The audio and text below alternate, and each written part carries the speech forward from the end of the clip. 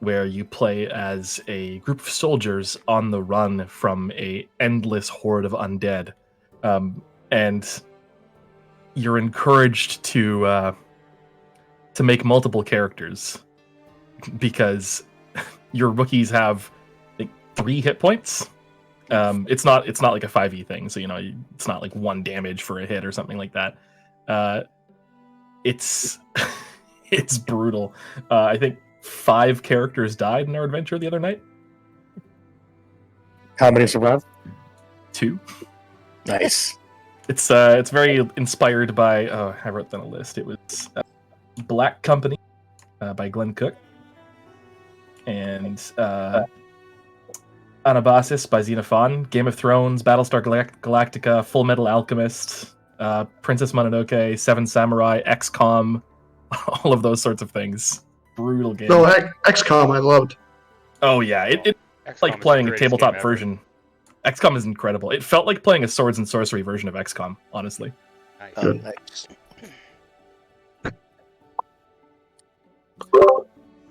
I've been playing a turn-based fantasy game. I can't remember the name. One sec. But it's okay. There's Darkest Dungeon, and then yeah. Let's see.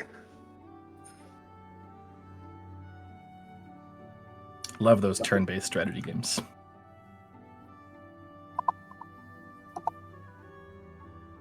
I would adore a multiplayer version of XCOM. Disciples Liberation. I put it in the chat. That's a turn-based fantasy game. So it's like you have a party, and then there's also like an aspect of you have like your castle on another plane, and then you're making friends like with the undead and with the devils and with the humans and with the elves, and you recruit some of them into your party, and you go up against like it's like 12 on 12 sometimes, but you control the whole party. Sweet. But going back to what was it called? Band of Blades? Band of Blades. Yeah. Is it by the same makers of Blades in the Dark? It is. Yeah, it's the same company. Yeah. Blades in the Dark is great. It's very open-ended. It's like it's been a while, but yeah, you can like come up with anything. It seems like it's pretty like open in terms of what you want to be able to do. Yeah, I truly feel like if DMs have the opportunity, like it's not mandatory, but if DMs have the opportunity, running systems other than D&D, I think makes people better at running D&D because it teaches them sort of what else you can do. And when you get so used to running D&D, your head gets locked into a particular way of thinking, and stretching your horizons. It gives you other ideas on how to run. Yeah, very true. All right. Hey, we've got all 6 here. Perfect. All right, let's get everybody into the game. So, we are joined today by Vinod Conan, who is going to be joining us just for this session, just for this one adventure. And Vinod, like numbers, even odd, Vinod. Oh, Vinod? Okay. Yeah. Vinod playing Conan, joining us in today's session, just for the one session, and starring as a sort of a guest star character, a connection to Becklin, somebody that you will all meet very promptly. Last we left you off, you were deep in the woods outside of Vogler, having dealt with 2 very distinct problems. First, a set of ancient Istari ruins in the hills, buried and long forgotten, by all, it seemed, except for the Red Dragon army. Second, several of you chasing down a group of Draconians were able to intercept them as they met with servants of that very same army and discovered something nefarious. It seems that Vogler has a traitor in its midst, a half-ogre, some sort of mercenary? You weren't able to learn much, as unfortunately, due to the circumstances of your eavesdropping, you were discovered reasonably quickly when you tried to get closer to hear further and learn further information. You only barely escaped, all of you, with your lives, with half the party that pursued the Draconians racing back to join the others at the cave. Before all 5 of you, with a new dwarven companion in hand and -1 kender, took the horses and the pony and rode hard for Vogler. You arrive back at Vogler now on a new day. The sun is shining. It is a warm and beautiful day. As you approach the river gate in the northern side of town, riding down from the hills, you are more than a little weary. It has been a long night. You set out pretty well straight from Thornwall Keep after returning to Vogler, and haven't really had a chance for much of a proper rest, besides briefly along the horses. But ere long, you do make it back to Vogler. And seeing you coming, there are shouts from the gate, from a group of Salaminic knights that have gathered around the river gate. It looks like much of the garrison has turned up. There weren't many of them to begin with, as you saw, about a dozen or so, plus their squires and the rest of their lances. But nevertheless, you watch as their shouts bring forth 2 other figures, Lady Becklin Uthvaharin and another muscular figure standing next to her, towering over her and certainly younger than her advanced years and graying hair. As Conan, please introduce your character. Yeah, it's that, like, I just happened to walk up to her and I grab her by the hand and I say, Becklin, so good to see you. And we turn into like a test of strength between us, like while I'm wrestling in the air. And I give her like a little gift, but then I just like overpowering her. And I say, what's the matter, Becklin? You've been pushing too many inkwells. Oh, look at this group of newcomers coming here. Who are you guys? I sense that your hearts beat of boldness, and you are part of your grand adventure. I am Conan. Becklin snorts, squeezing your arm back, gesturing up towards Thornwall Keep. Well, I'm afraid that archaeology doesn't leave much in the way of room for weightlifting. Much more about deft movements of the hand. And I think you'll find that in spite of my lack of grip strength, my sword arm is as good as it ever was, Conan. I hope we can smash evil together. If there is any, I suppose our friends here will have to tell us. Adventurers, it is good to see you once again. I confess I didn't expect to see you back until later in the day. You must have ridden hard. We discover a lot. Is it safe to talk in front of the rest of the knights, or shall we bring this conversation back up to the keep? We should do this in private, if you don't mind. Of course. Right. Well, the rest of you, there are sharp salutes and nods from the other knights. Fortify the gate. Make sure that nobody approaches Vogler without the rest of us being aware. There are affirmations, bows from a couple of the knights, and several of them split off, calling upon their squires. You can see that they have not been idle in your absence. The river gate is fortifying, is clearly being somewhat repaired. It's been a while since it had to serve as an actual fortification. You can see as you as you pass by it, in fact, towards Becklin and Conan, that there is a great deal of moss and plant growth around the open gates, as though they haven't been closed in quite some time. And as you make your way into Vogler and through the streets, you can see even more evidence of the Kingfisher Festival in high swing. The festival is set to begin tomorrow, the day after Ispin's funeral, and the townsfolk are busily setting up banners and streamers and decorations. The Kingfisher itself, the symbol of the town, decorating a number of different houses. Conan, if you would come with me, I think that whatever they've got to say, you'll want to hear as well. Sure, count me in. Good. Good. I'm glad to hear it. Right. Well, it's a bit of a walk to the keep, but she gestures towards the open and fairly empty road in front of you. It's at least a quiet one. Why don't you start explaining while we're on the way? She looks to the party, waiting to see who steps forwards.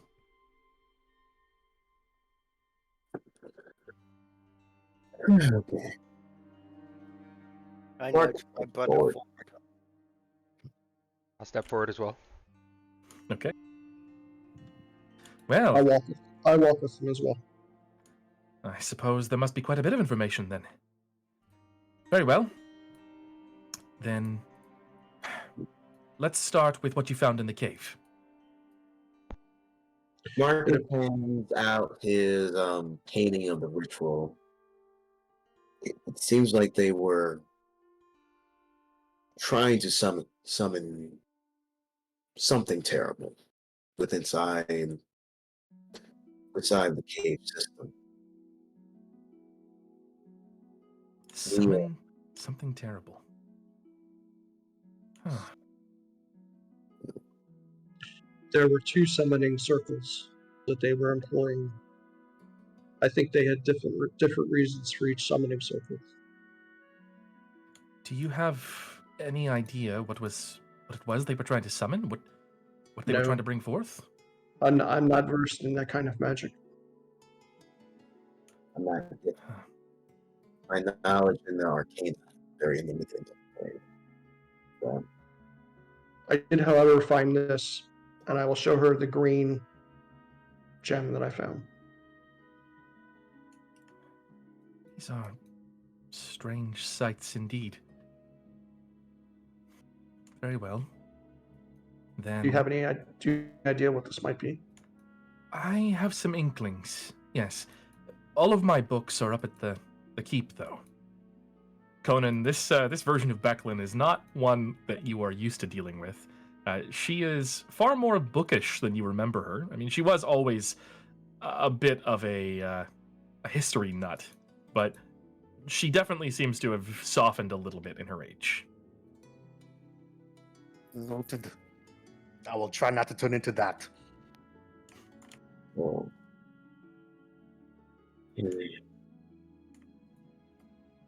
Well, I once we can get tell up- you.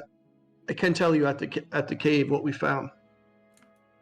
Numbers Yes. wise, we found 8 draconians, led by a senior draconian, who I was able to convince through some trickery that we were there to replace them. So they all left, and they met up with another group that half of our party followed and found, and they overheard conversations that they might want to tell you now. Since I didn't hear them firsthand, I'm not going to tell you what they are. Of course. Well, then I'm glad to hear that you were able to follow them and get more information. At this point, as you draw close to the keep, she opens the door and gestures inside. You can see that she's tidied up from the glass breaks of the days before, and has made the place look a little bit more presentable. But she's clearly still worried as she slips inside. Whatever is going on out there, all I can do is hope that it doesn't interfere with what's going on in here. Vogler isn't ready for a war. It really looks like a war is coming to you. Doesn't matter if Vogler's ready, or it doesn't matter if this town's ready for a war or not. War's coming here. And I think that you may have somebody from within your walls that is helping the enemy. And can I give her a recap of everything we heard during that encounter? Of course. Okay. Then I will recap her. You catch her up on everything that took place during your little sojourn into the woods. And as you're talking, and you continue explaining, she pauses, and she looks over to you, Cromdall. It is lucky for us that you were nearby. Do you know anything further of these draconians? I was tasked to. Oh, sorry, I'm getting feedback.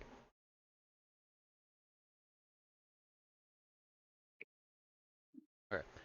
Uh, I was tasked previously to track some draconians in the forest. Aside from that, I'm not sure what's going on. Well, I suppose whatever is going on could have something That to do does. with another old friend of mine. You must realize, my lady, that does realize that we came across 2 patrols of dragon warriors Yes, coming into town and stationed in a cave. there are a number of them in the hills, clearly. This does not bode well. I will send word to Calaman downriver, but it'll take them days at least to send anybody back up here to investigate. Days will be too long. I'm sure the attack's gonna be happening soon. You think that soon? Within days? Probably if I were to try to attack a town, I would attack it when it was least expected. Maybe even during a festival.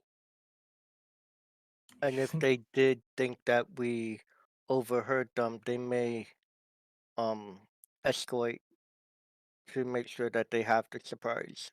True. that they'll attack during the festival and soon? Yes. As She you keep repeating everything we say. Well, I'm merely trying to make sure that I understand. I apologize. It's been years, decades even, since I settled down in Vogler, and nothing like this has happened. I've heard rumors of attacks in the east, but she gestures out one of the arrow slits of the tower that you're standing in, which has even been like widened a little bit to grant a better view of the path down below and of the town. Certainly not a good defensive measure, but aesthetically pleasing. Vogler is a peaceful place. The people here, they're not prepared for war. It's why it'll be a good place to ransack. Yes. Why would you attack a town that's ready and fortified where you can easily sack a town that's not ready? That's what I would do if I was an evil maniacal person. Is Okay. Cohen, is there anything significant about Vogler's well, history? I mean, if we were able to locate an historian cave, only you're looking at the only historian in Vogler, I'm afraid. I can do some research. I can dig through my notes and see why they might want to take Vogler, why they might be here, but I can help you no. read. I can help you So read your notes. so Yes, 2 sets of eyes are better than one. absolutely. what I know about this place, it doesn't seem to offer much strategic value. Did support commercial unless they're trying to unless they need it for a naval force. I don't imagine it Well,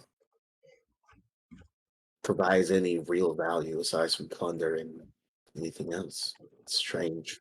Well, my only concern is if there are starry ruins in the hills.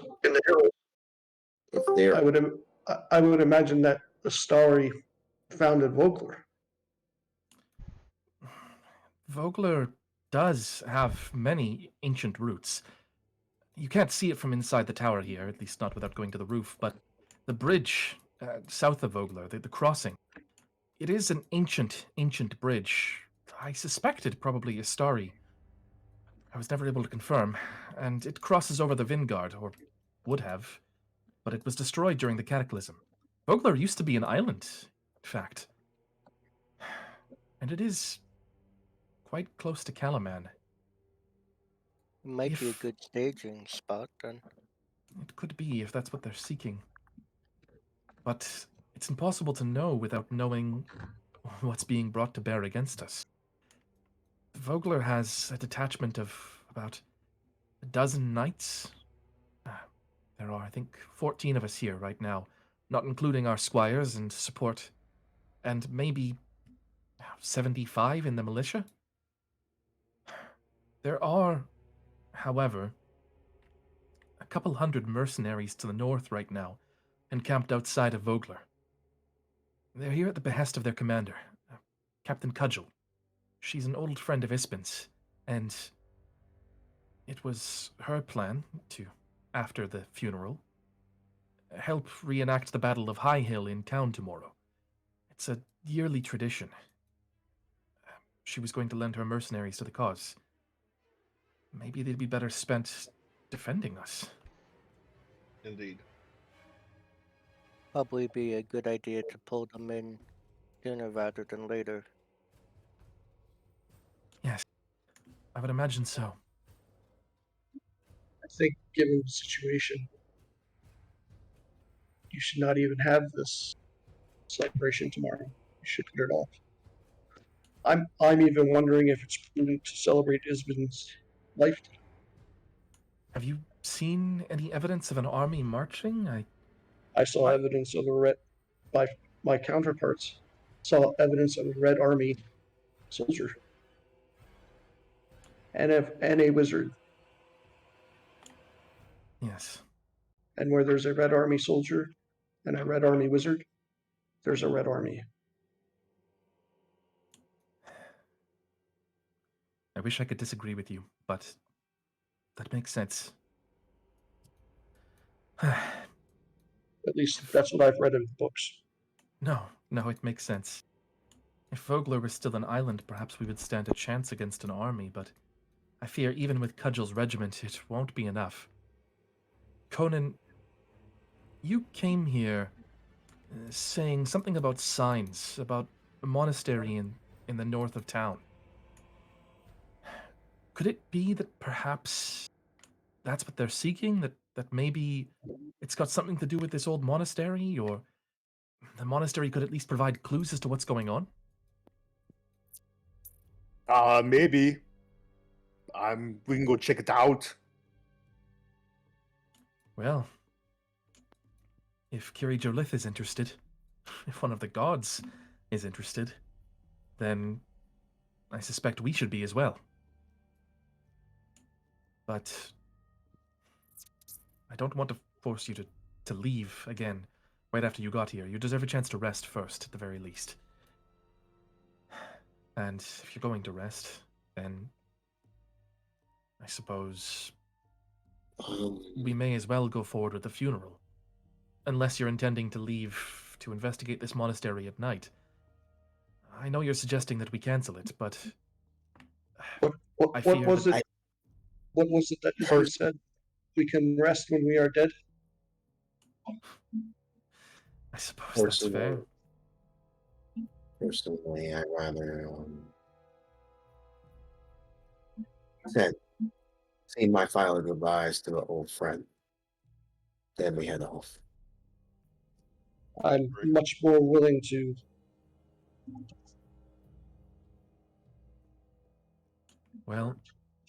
follow the will of the party.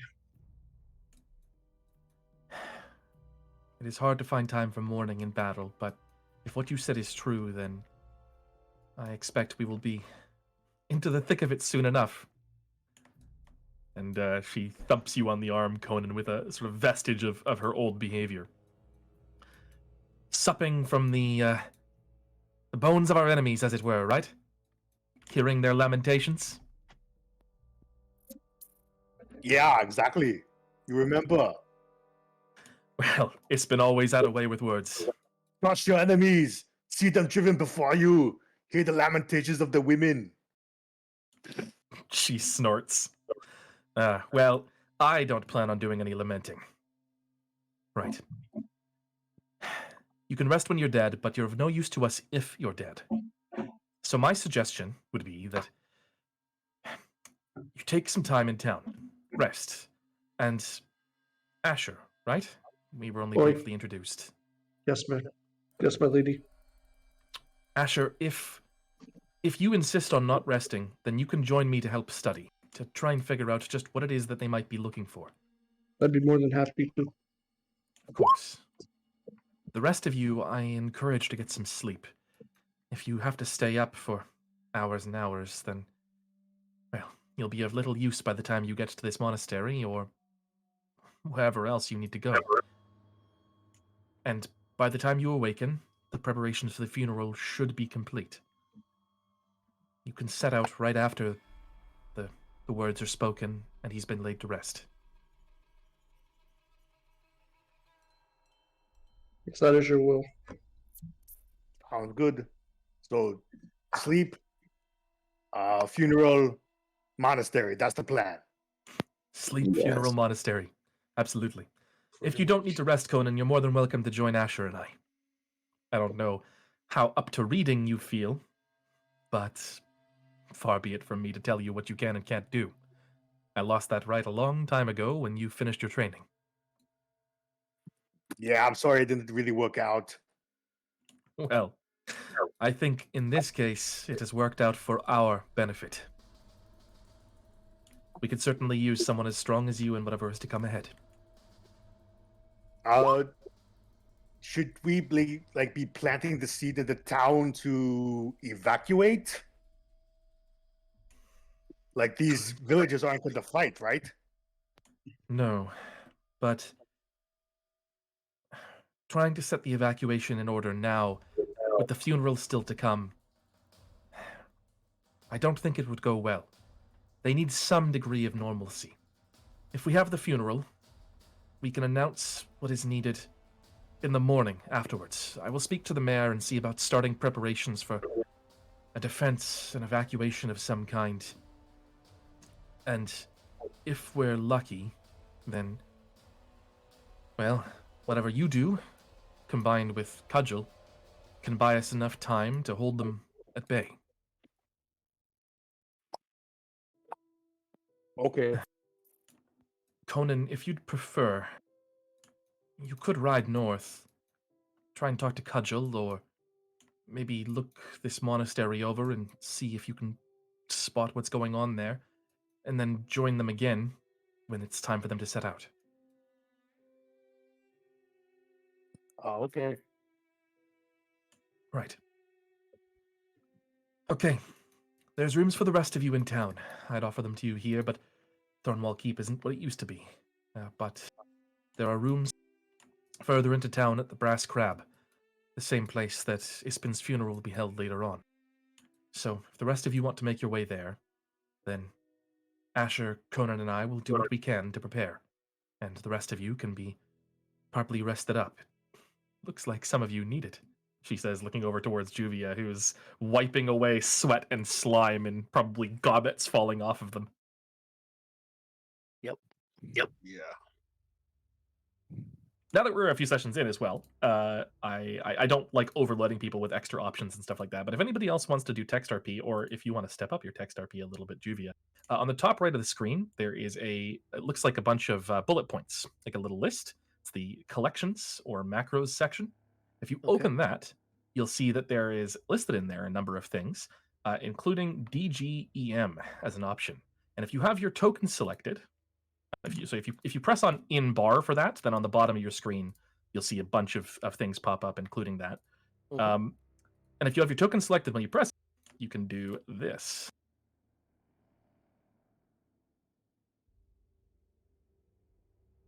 It looks a little bit nicer.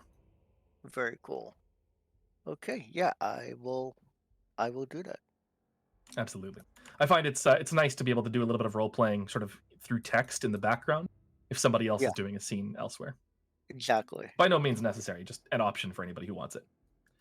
But either way, Becklin will ensure that the rest of you are given places to rest in town, while Conan sets out to the north, and her and Asher pore over the books in Thornwall Keep.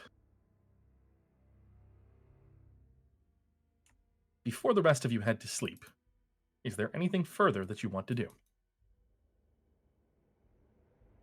Actually, yeah, as we're still all gathered, at one point I will just stop wiping all the slime off and having collected all that slime, just drop it on the floor where it animates and becomes a little wobbly pile of ooze, which I say, "Oh, how cute!"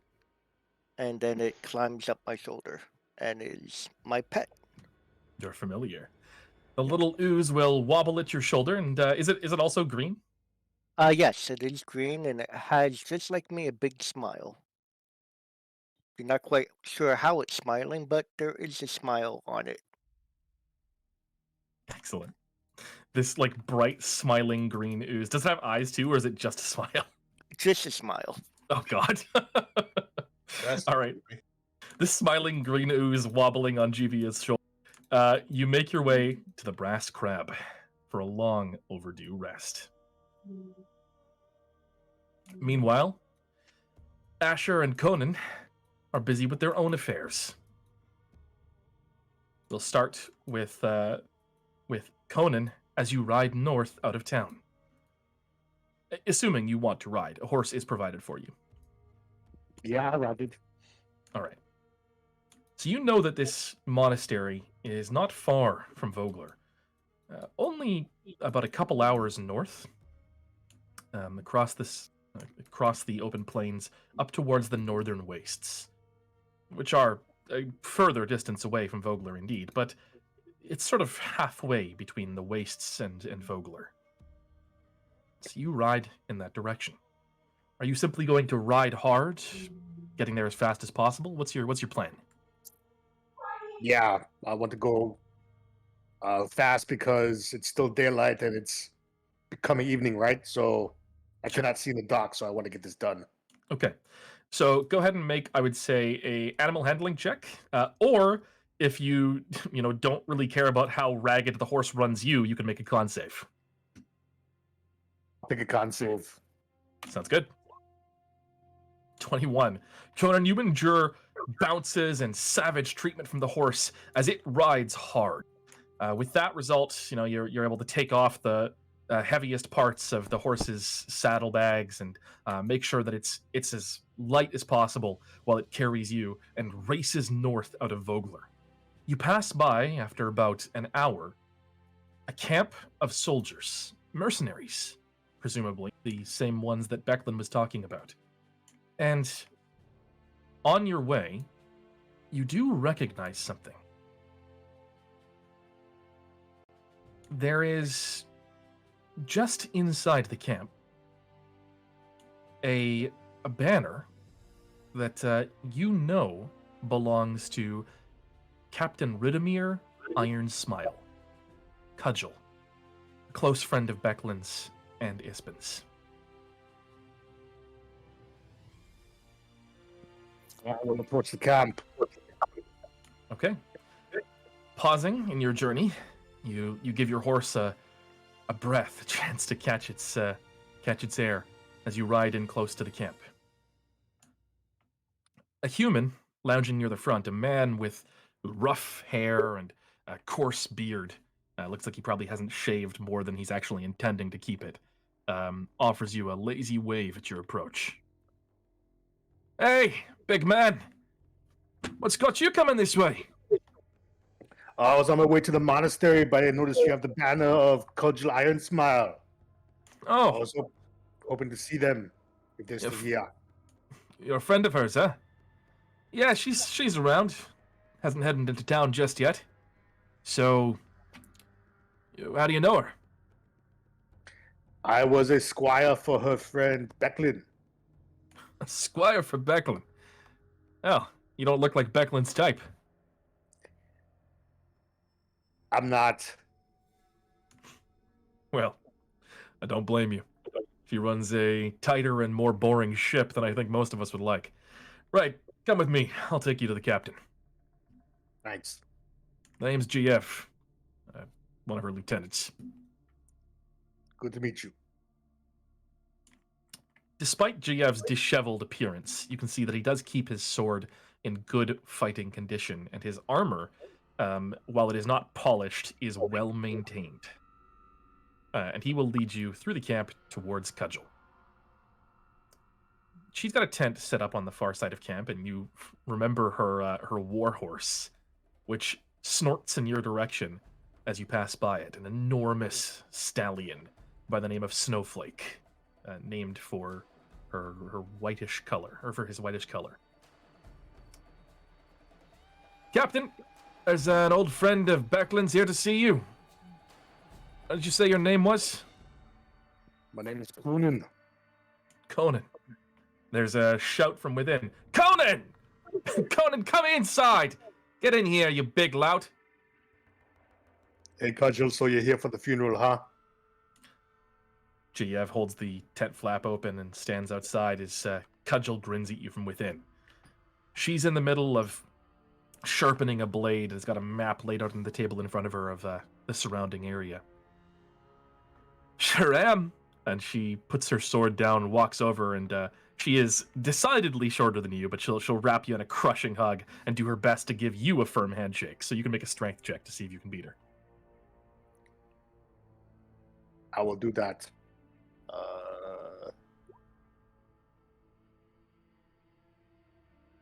With 9. 9. All right. 19 from Cudgel. She crushes your hand and grins. Whoa!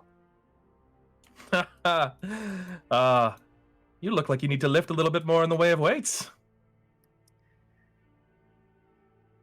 I pick her up.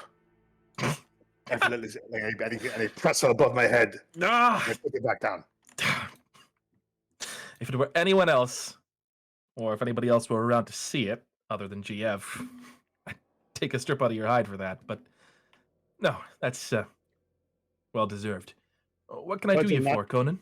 Yeah, not to dampen the mood, but there's word from these adventurers that came to town that an army of dragons or dragon soldiers are going to attack.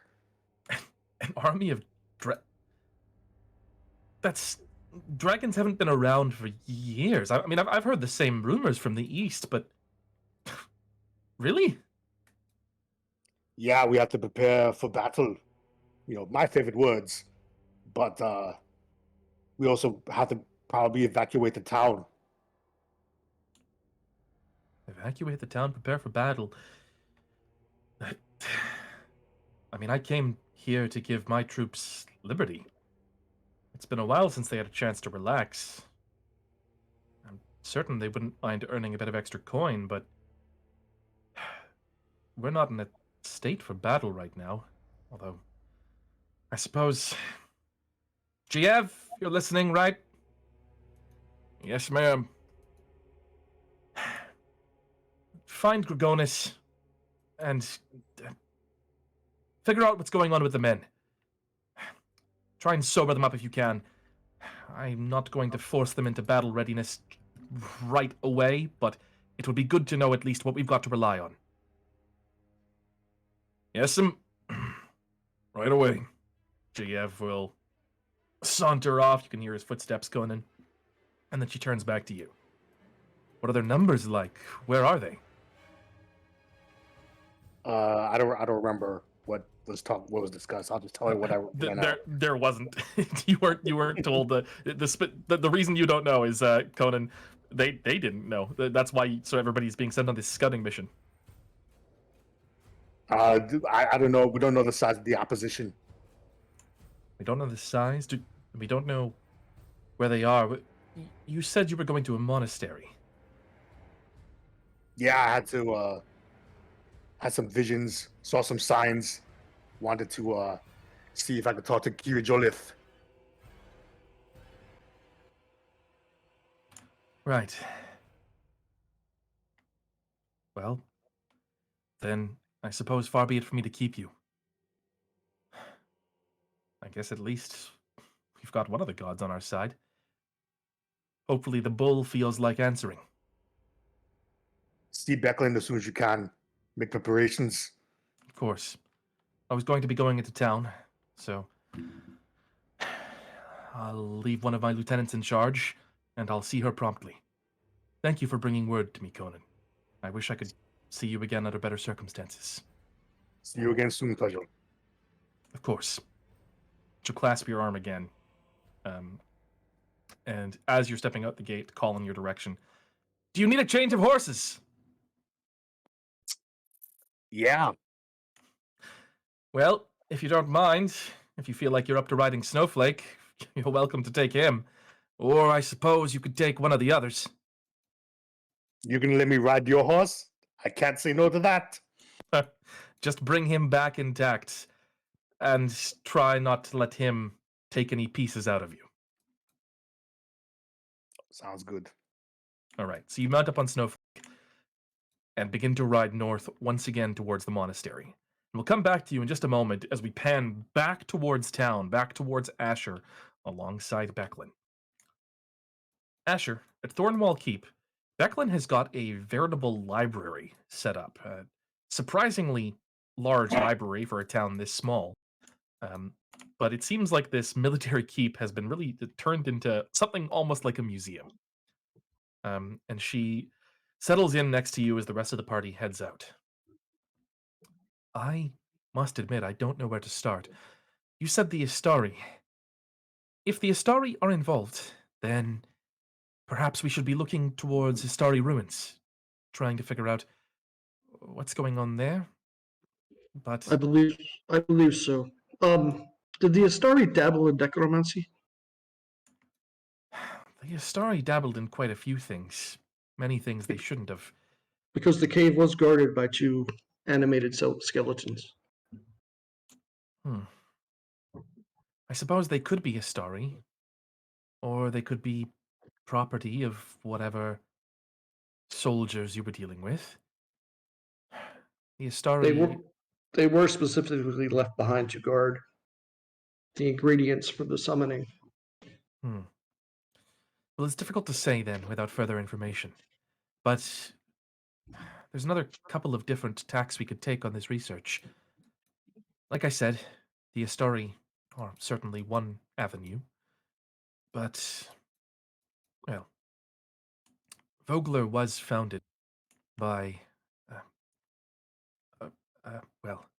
someone who fought against the Astari. That's part of what the Battle of High Hill is supposed to be about.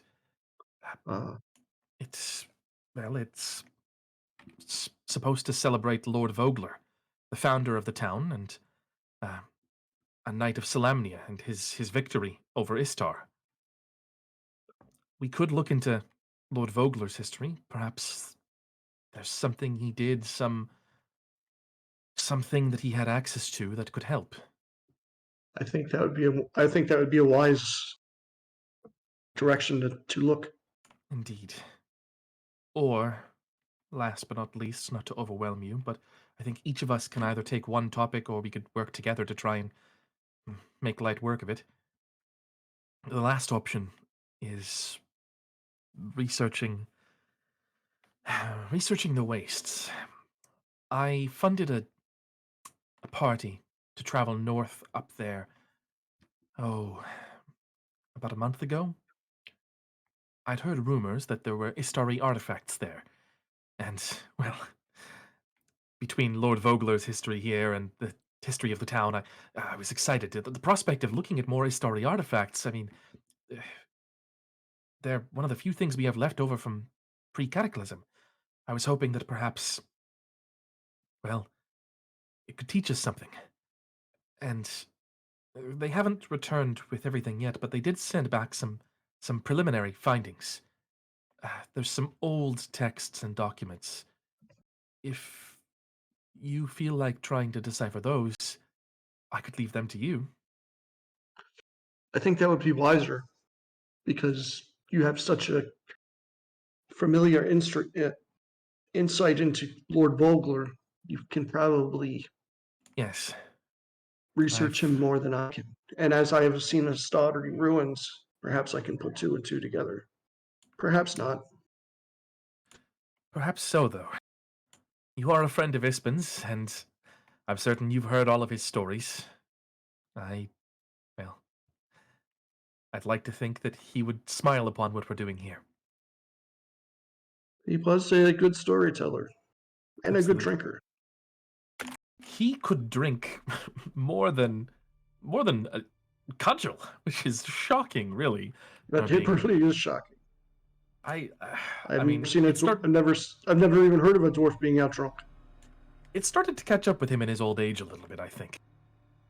But never mind. I'll find the books for you. That Yeah, of course.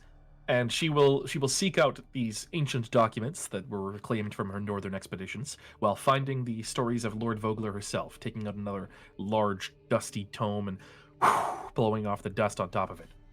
and can I casually cast detect magic? Yeah, absolutely. She's distracted, busily gathering up these tomes. Are you going to do it as an action or as a ritual? Oh, you can't do it as a ritual, right? We had this conversation last time. So I guess it's an action. Okay. It's an action. Yeah. All right. So go ahead and make I would say that's going to be a history check for me to begin with.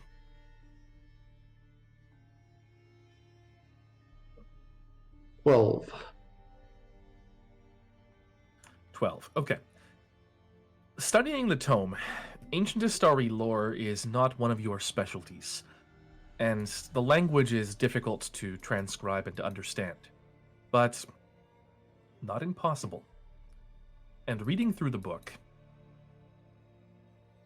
this ancient tome, you do discover something. There are names that seem to repeat over and over again. Something about a city in the north. A city where there shouldn't be one. And about a place that was built to help guard it, to help keep it hidden. The later writings in the book are going to require an Arcana check for you to decipher. Okay.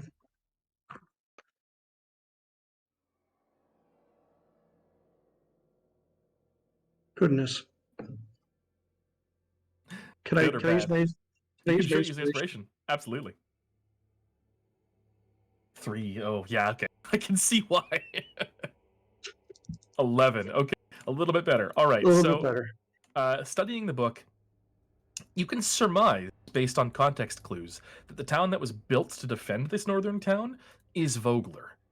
And from what she described, as Becklin finishes her readings, she loops you in on the fact that, sure enough, Lord Vogler and the rest of the Knights of Solamnia held off the Astari, defeating them at High Hill. But that shortly thereafter, Lord Vogler, was the founder of the town. That there was something else that was here before. Some ancient buildings that predate the official founding of Vogler. And these ruins, almost certainly one of them.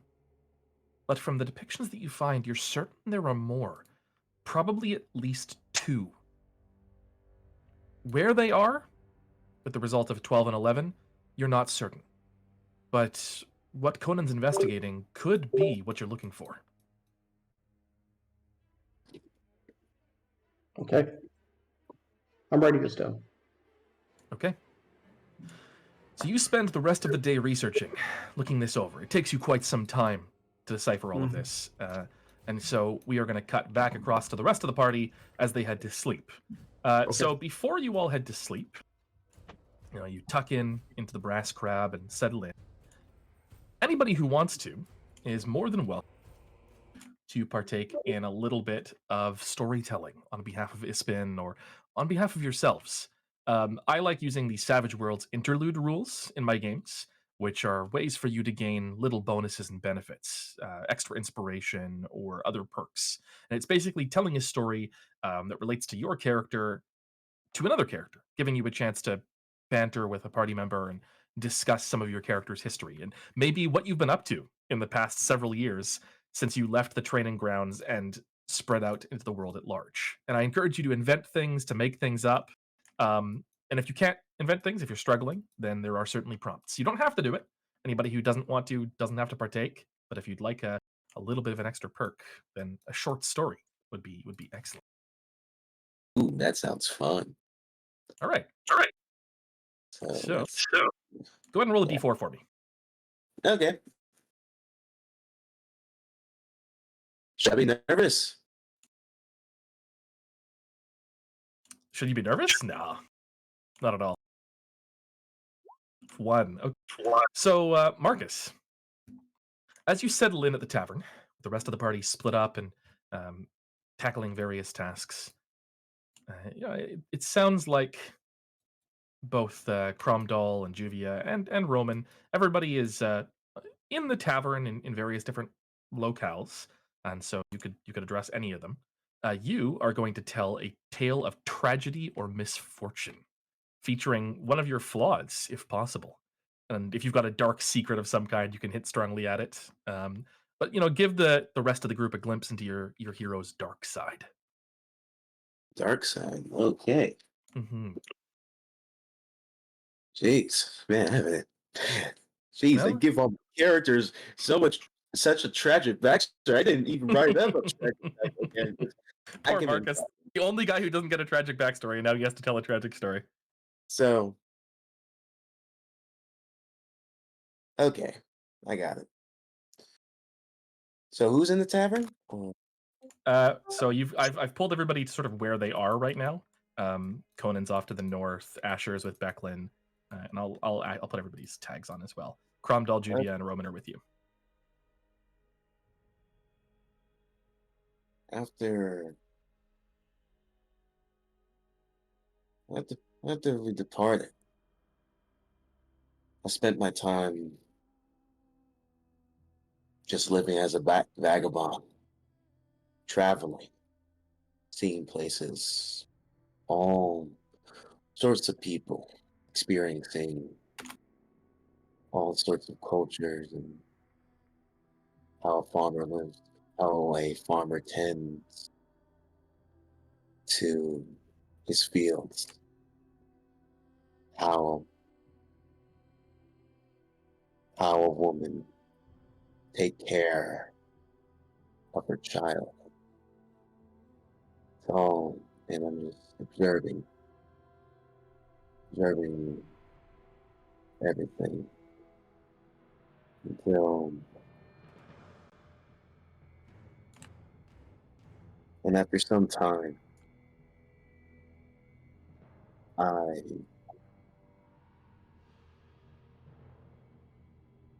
had my first taste.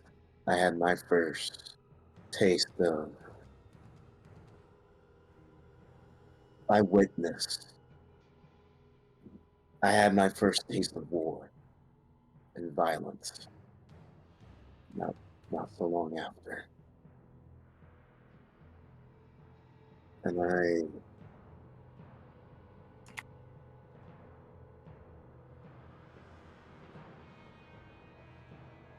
stood there watching, just being a bystander as atrocities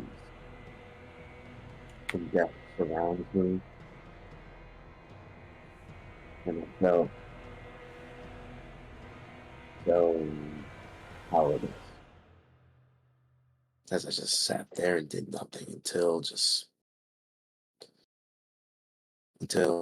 one day I witnessed this warlord. He was about to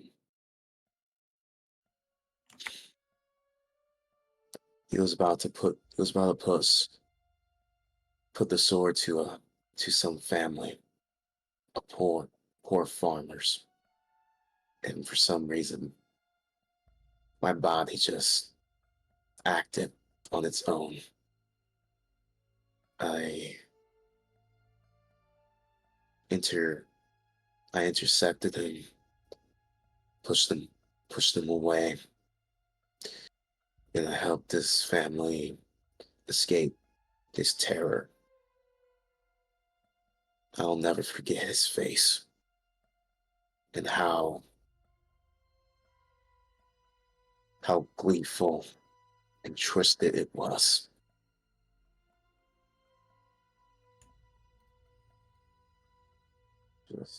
Marcus just takes a sip of whatever, takes a sip of mead. And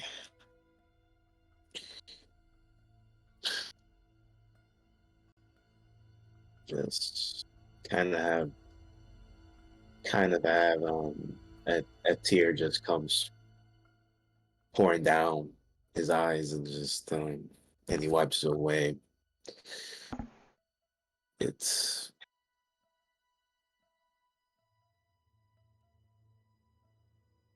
just war brings out the beast within men. War only brings out savagery. And war may be eternal to the conditions of this world, but I do hope that things will change, because we as people always have an option to walk wherever path, including a path of peace and love and prosperity. And I hope someday that all people will understand this reality, that we always have a choice to be righteous and just.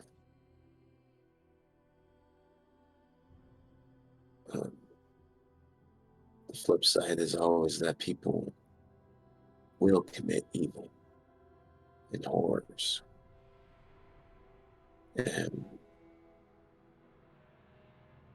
I feel it's my duty to stand up against that, no matter what.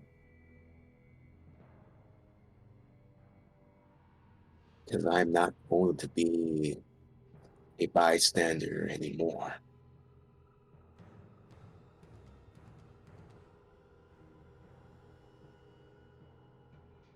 The rest of you look on to Marcus as his story slowly draws to a close. Anybody who wants to be in the common room for this, other than Conan and Asher, is more than welcome to. I'm gonna raise my glass of mead and the Marcus. Indeed. How was that? That was good. That was good. Marcus, in exchange for your story, you can either have 8 temporary hit points or 1 extra use of inspiration. Extra use of inspiration, which I Right. hope we will remember to use at some point. It's yours. Does anybody else have a story to tell?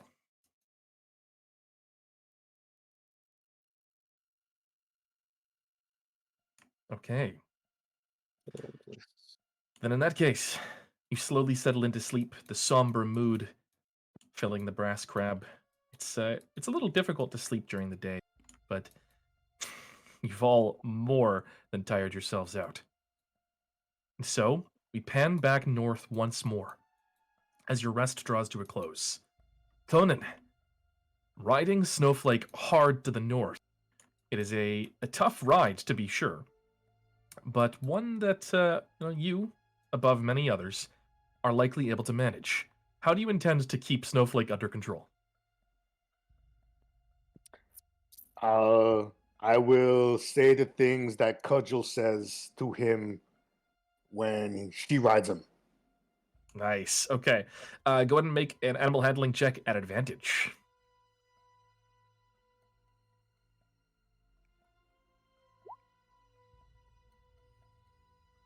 All right, a 7. It's a rough ride, Conan, but unless you want to spend your inspiration, that's going to be it. I have inspiration. Everybody has 1 inspiration to start. I'll save it. Okay, sounds good. The horse is going to ride you almost hard north. Snowflake does not take kindly to another rider, and you find it difficult to keep the horse under control. The stallion certainly carries you quickly, but it's not an easy ride. You are battered in the saddle. And by the time you arrive, you have taken 3 points of bludgeoning damage from the ride. A brutal and unpleasant journey. But you got there a hell of a lot quicker than you would have on the horse that Becklin gave you. And the monastery comes into view on a small hill. Certainly nothing like High Hill, but another hill north of Vogler. There are trees all around it that you'll have to pass through to get there. It is still bright, and plenty of visibility.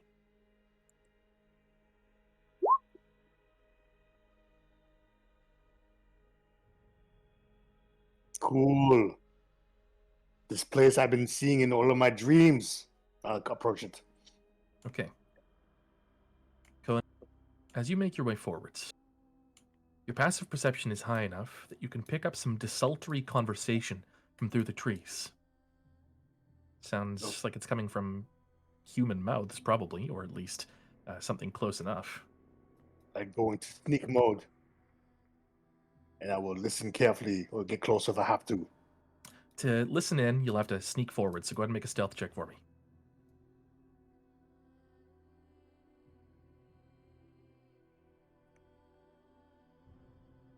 $15.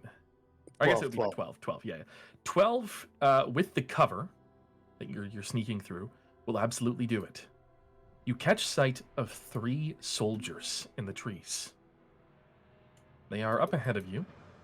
2 of them standing a little bit closer, heavily armored. One of them in leathers, with a bow a bit further back in the tree line, blocking the path onwards to the monastery. 1 second. Grab the observer token so everybody can see.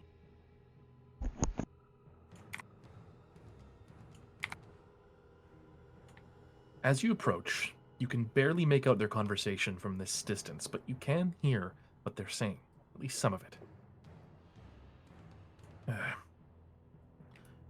Why do you think Belafayon's got us looking for this damn place? Oh. Fuck if I know. His motives are inscrutable. Impossible to figure out. All I know is I'd rather be doing work for him than for Fire Eyes. Oh, same here. You won't catch me going anywhere near her if I can avoid it. They seem to start talking a little bit more, but you can't make out any further of their conversation. You don't know if it's anything important either. They seem to fall into idle banter as soldiers do. But they are blocking the way forwards. And you can make a religion check as you see them too. Okay. DC 8. 10 will do it. You recognize the symbol that they wear. It is the holy symbol of Takesis.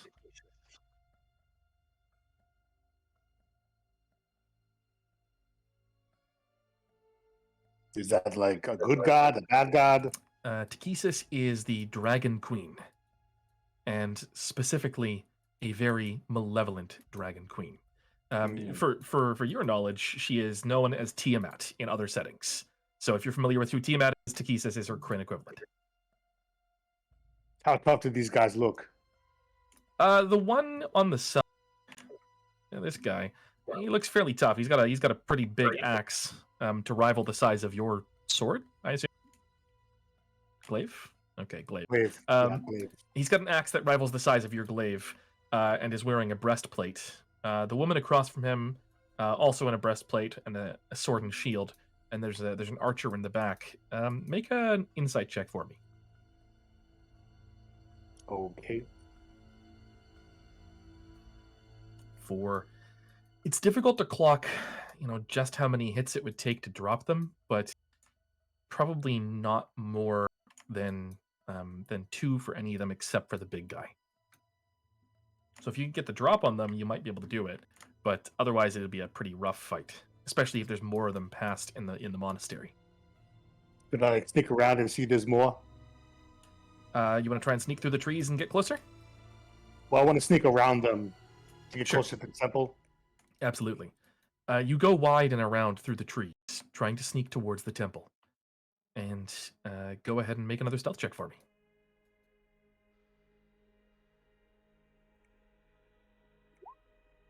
6. You step on a branch as you're approaching the temple, one carefully concealed amongst some bushes. It's pretty dense undergrowth, and the crack sounds loud and sharp through the relatively quiet forest. There's a call through the trees. Was that one of you? God, it's fucking idiots. You're supposed to stay quiet. Belafayon's orders. Doesn't look like you've alerted them yet, but they do hear you. Mm. Do you continue onwards? Yeah. All right. Throwing caution to the wind, you push forwards. Speedily or quietly? Stuff. You creep forwards closer towards the temple, hoping that you were able to avoid being seen. Until finally, on the other side of these guards, you break through the trees, and the temple comes into view.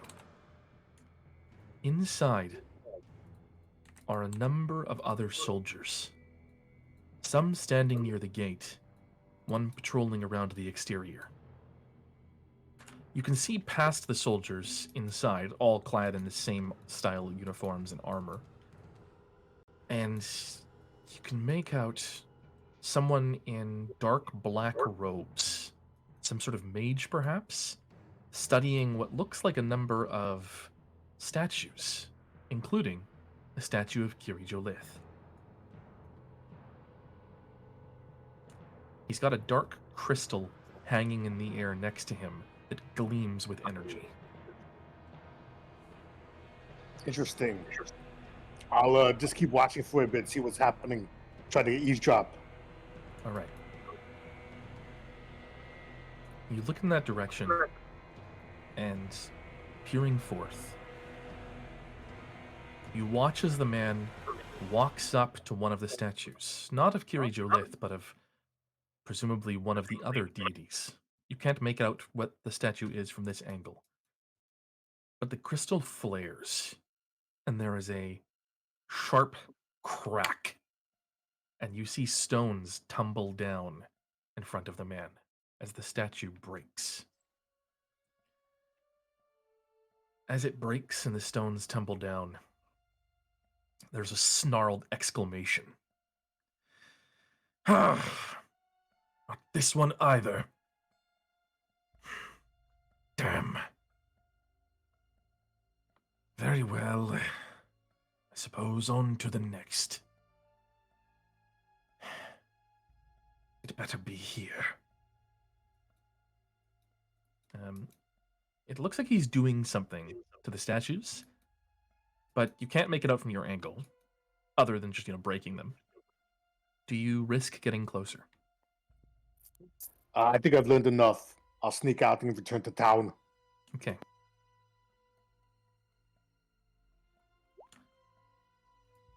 You return to town. You're sneaking out of the trees. Goes unaccosted. You break out of the tree line, reaching Snowflake, and you ride hard for Vogler.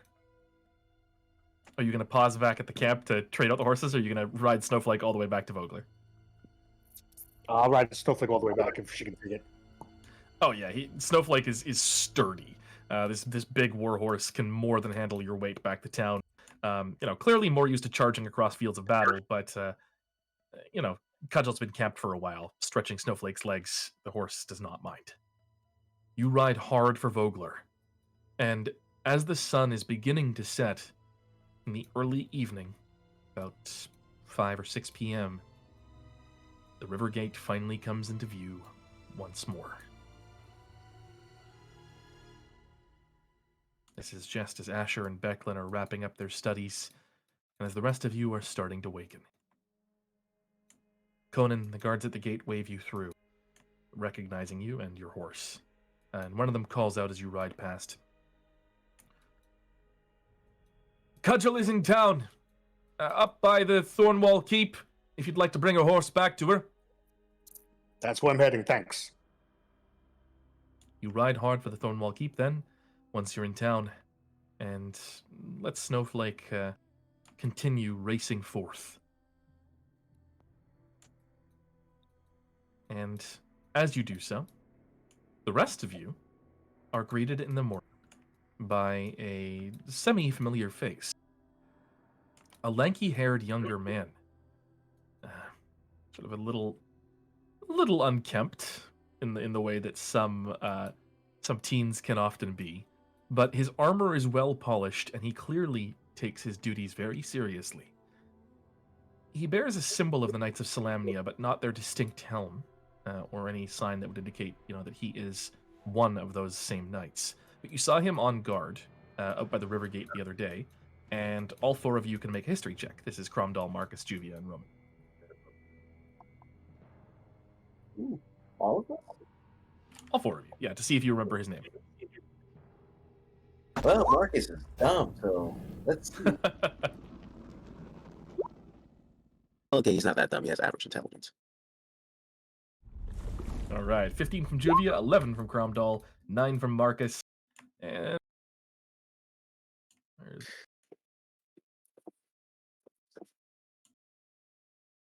1 from Roman as well.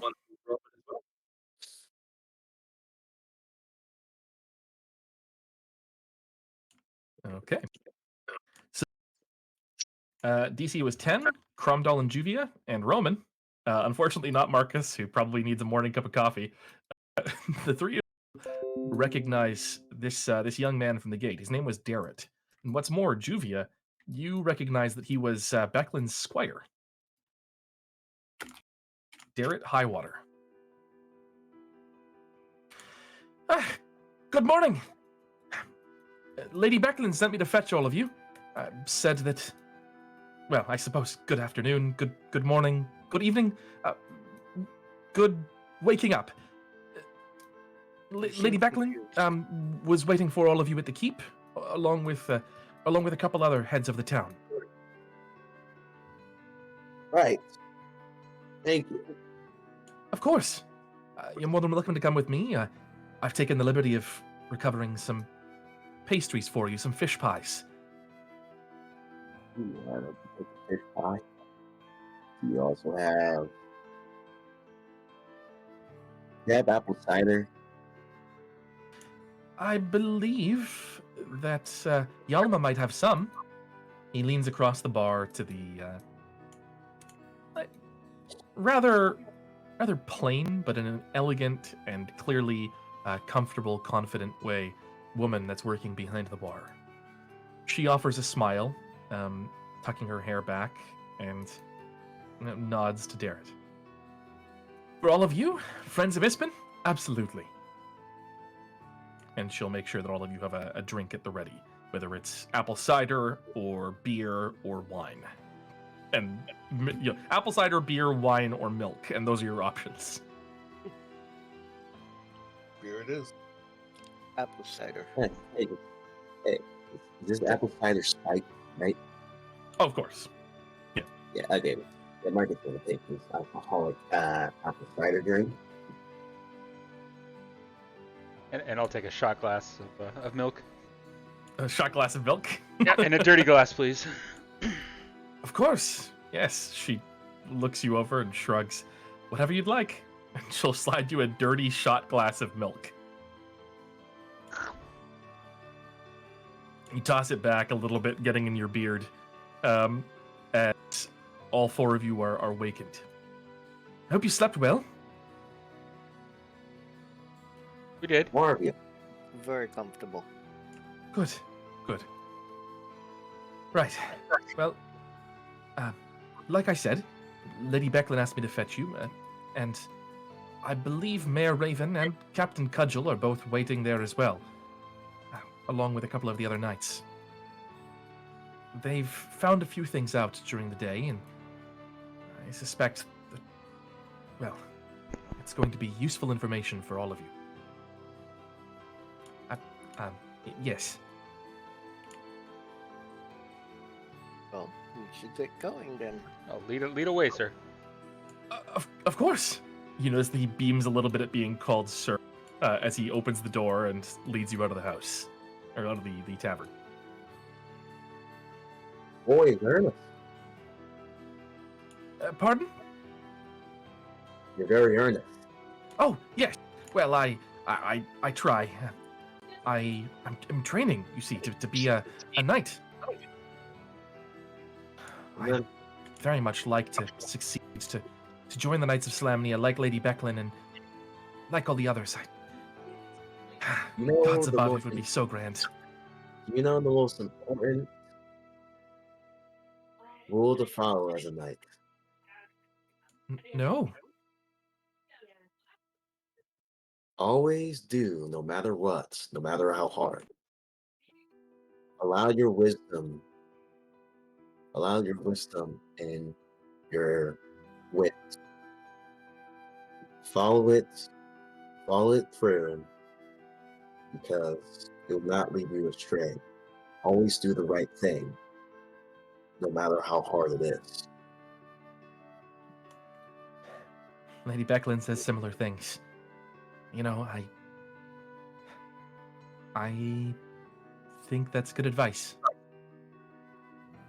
I mean, sorry, yes, sir, I agree. Lady Becklin is always telling me to watch my tongue, but it's hard, you know, growing up in a place like this. You learn to speak like everyone else. In time, you'll be a very fine knight. I hope so.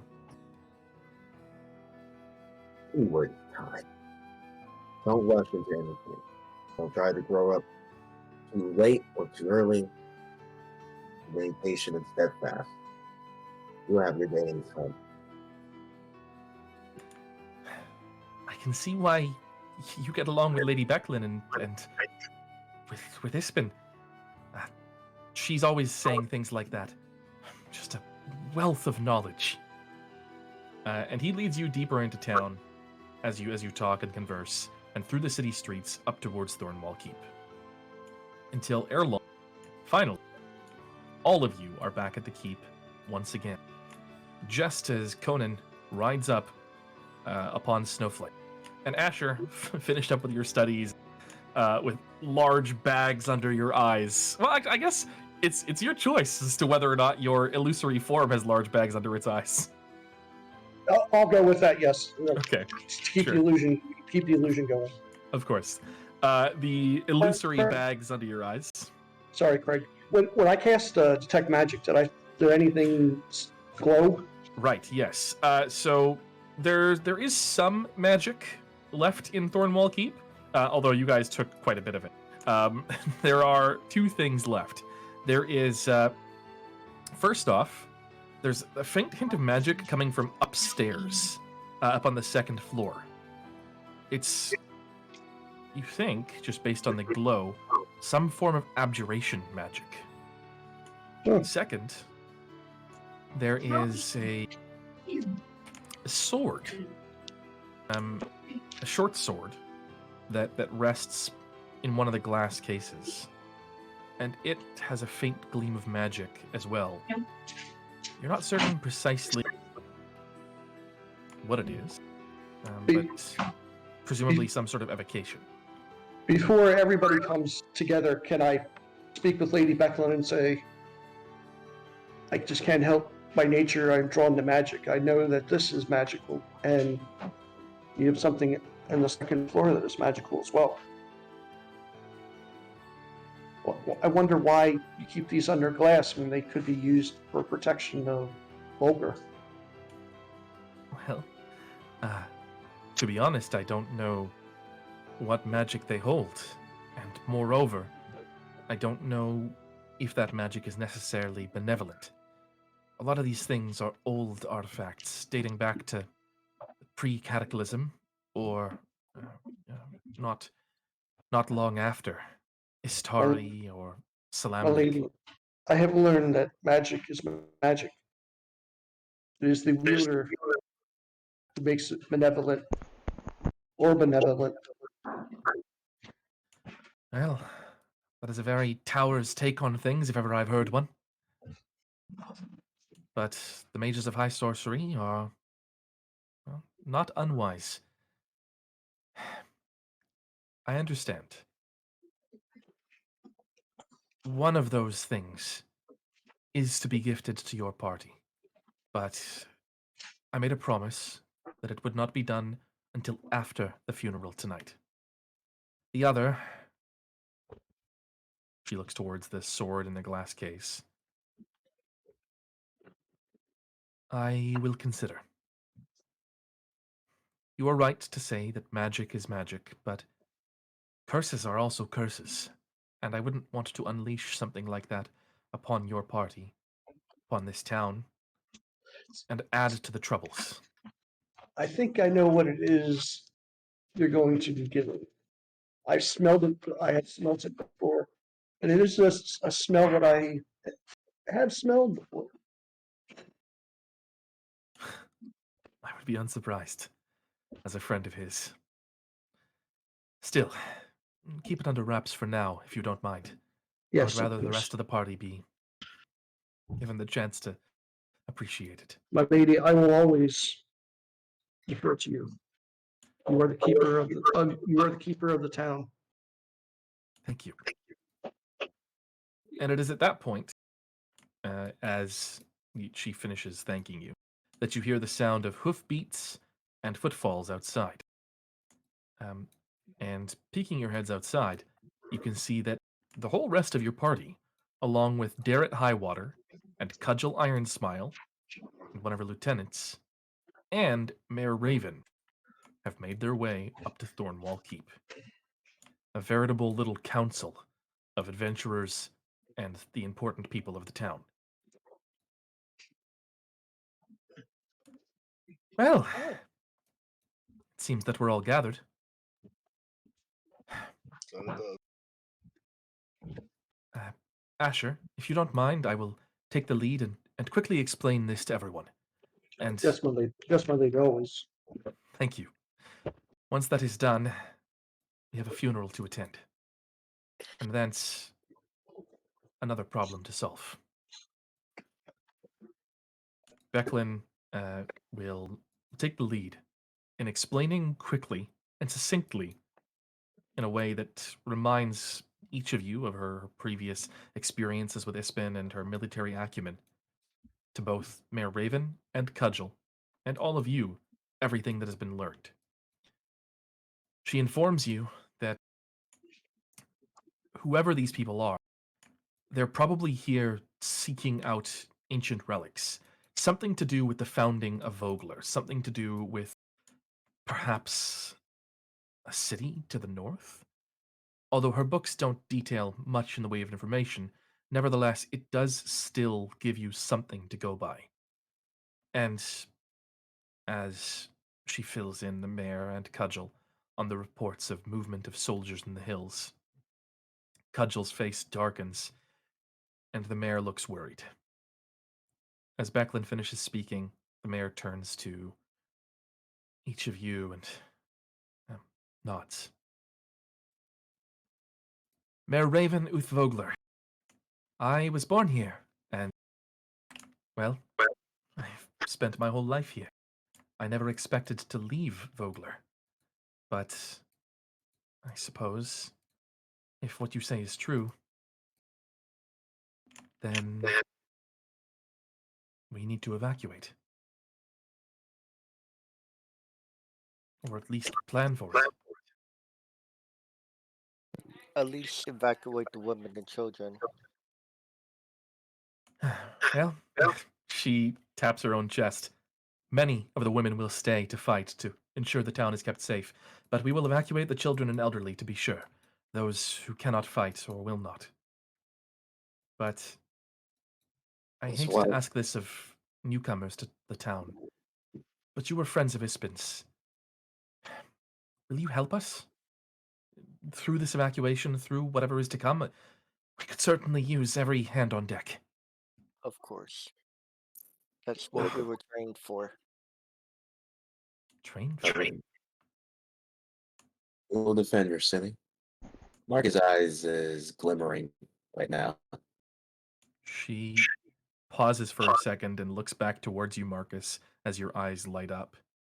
Looks over Juvia's slimy exterior with a little bouncing green slime on her shoulder.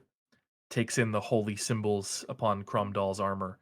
Roman's fierce might, Asher's intelligence and clear arcane gifts, and Conan's hulking strength. She nods. Well, then I think we have a chance of making it through this. I must admit that seeing the gods favor us like this, it gives me hope. I had thought that the Kingfisher Festival would be a time for reunions and old memories and friends, a chance to reconnect. But I suppose it will be a very different kind of festival indeed. Ah, Fortunately, times of wars and strange to comment, but it seems like times of wars and adversity have a strange way of bringing people together. indeed.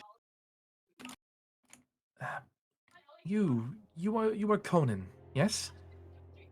Lady Becklin mentioned you rode north. What did you find?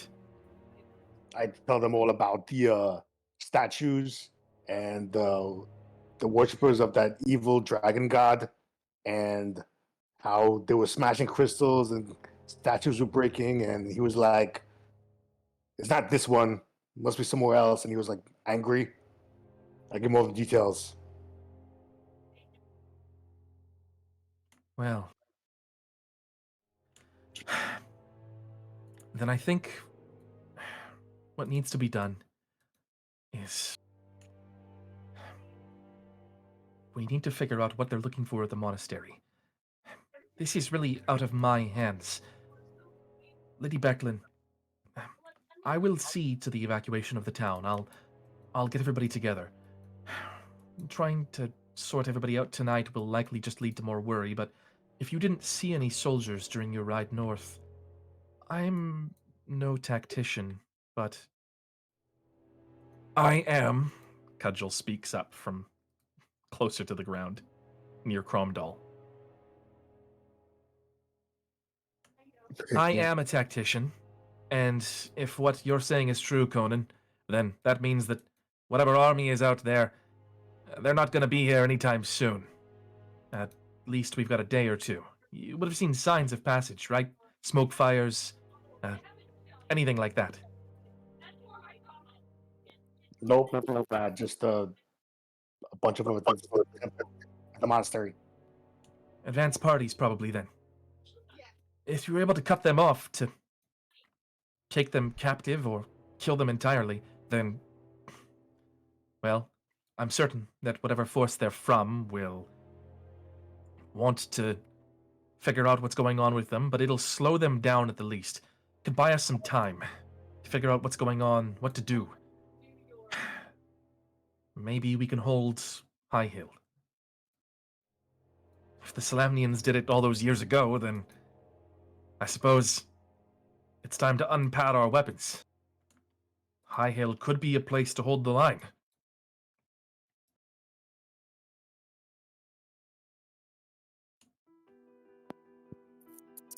Yeah, sounds good. Let's do it. Right. Well, then, Becklin, this is your show, but I'm going to get back to my men and prepare them for a fight. And hopefully, we won't need to spill too much blood.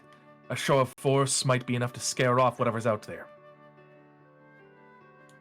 Becklin nods in agreement and looks towards the rest of you. Well,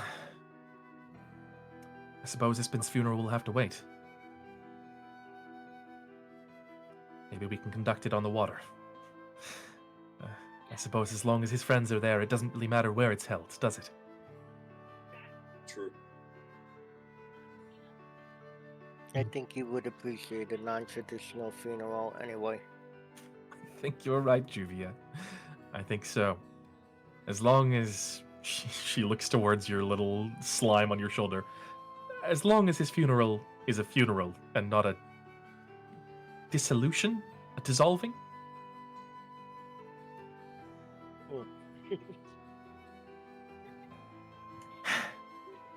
Sorry, it's difficult to consider that all of this, that we might have to leave it. Right. Well, let's not dwell on what might happen. I hope that you're all rested and ready. Conan, if you could lead them north to the monastery, then I will stay here with Mayor Raven and help prepare the town.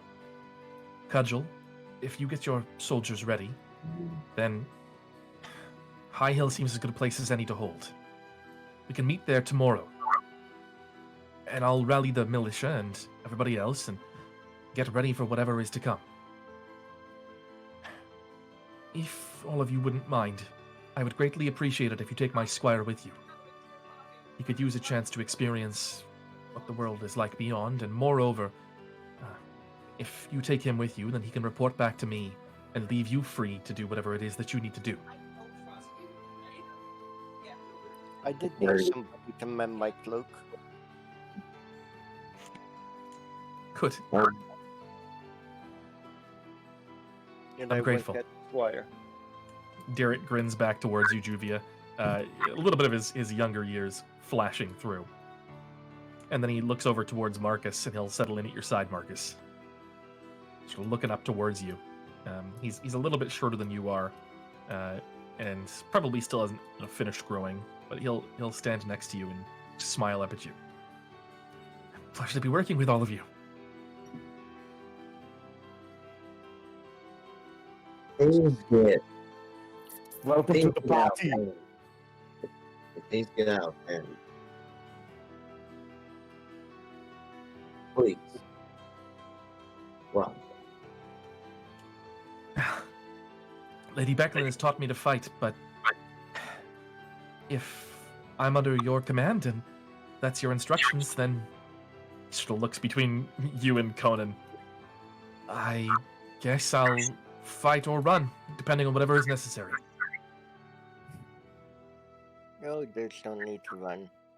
If we get into a fight, stay near me, Just and you'll be when- fine. just prudence, prepare for the worst. Right. Thank Leave you. me, Nancy. Okay. Well, I'm Nancy. I'm ready to go whenever. I've got my horse all saddled and ready. I figured perhaps it might be necessary with everything that was going on. I'll see to your horses. And Derek will dash out to the door without giving any of you a chance to reply. Becklin watches him go, a fond smile on her face, and then she turns back towards you, Conan. I don't think that all of these people need you to keep them safe, but I know you, and you know me. Try and bring them all back alive, especially Derek. I need a squire after all. I'll do my best. Good. Well, Mayor Raven and I have an evacuation to tend to, and a community to try and calm down. Good luck in the north, and try and return as soon as possible, as soon as whatever is up there is dealt with. If you can question them, try and figure out how many there are, where they're camped, what their plans are. Nothing I need to tell you, I'm sure, but please, try and bring back whatever information you can. Okay. Becklin will take Mayor Raven and pull her upstairs to confer further on the matter of the evacuation, as Cudgel, the last left in the room, will nod in your party's direction. Well, it is good to see all of you, friends of Ispin, old friends. I wish we had time to chat under better circumstances. I've heard stories of all of you, and I'd love to know if they're true. But until then, travel safe. I don't know what you're going to find out there, but I took the liberty of having a few of these readied for you. And Cudgel will step forwards and offer a potion of healing to everybody in the party. Nice. Thanks. Thank you. Take it, do a Many nod. thanks. Many thanks. Of course. Good luck out there. Giev, get our horses ready. Conan, I'm going to take Snowflake back if you don't mind. Okay. Good. He was great. Glad to hear it. Safe travels, the rest of you. And she'll push on out the door, leaving the 6 of you with your horses.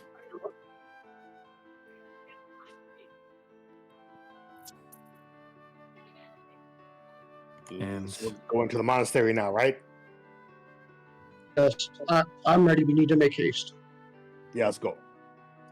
okay, Monastery we go.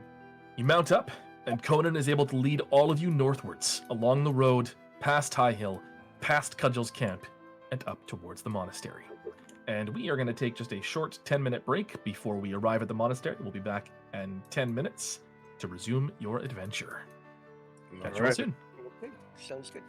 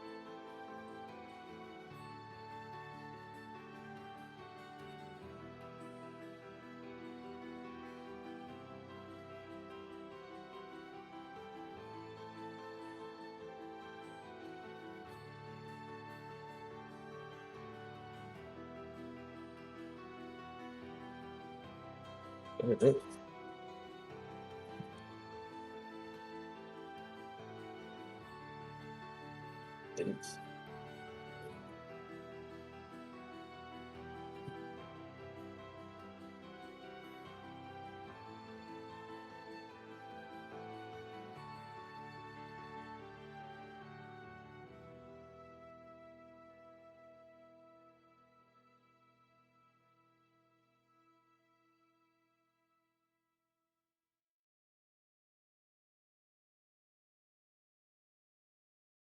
Yes.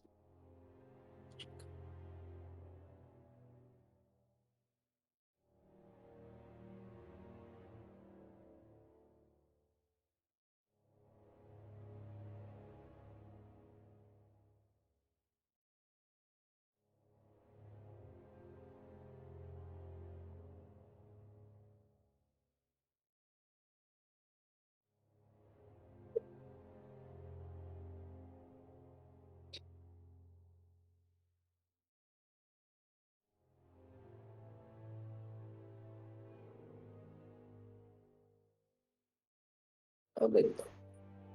Maybe. Maybe. Right there. Right. Uh,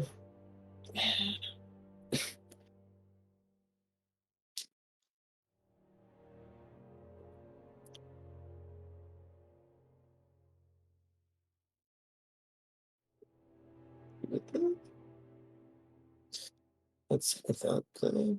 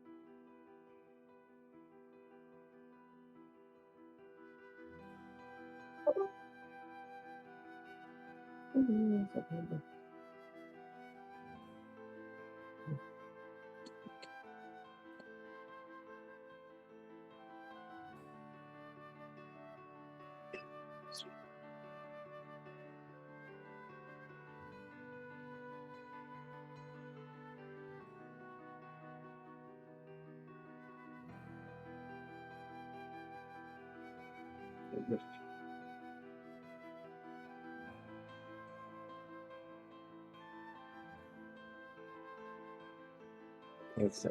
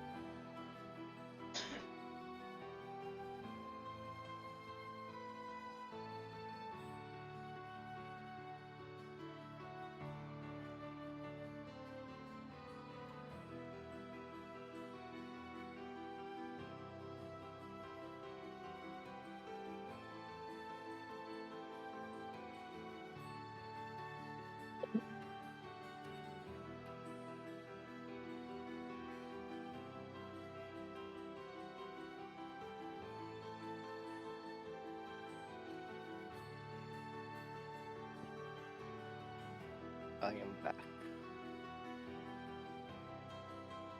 Are you? Are you sure? I'm pretty sure. I'm in my seat. I have my liquid dinner with me.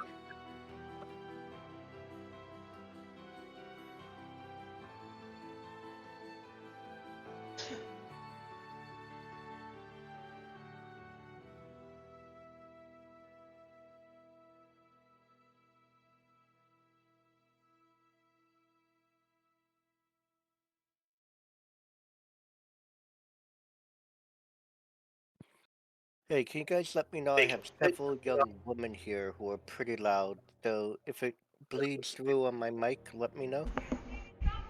Hey, you're fine. You're fine. Okay, just wanted to make sure. What do you think of Marcus' story? Pretty good.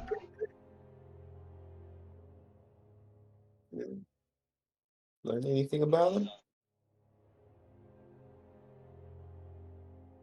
I mean, what did you learn?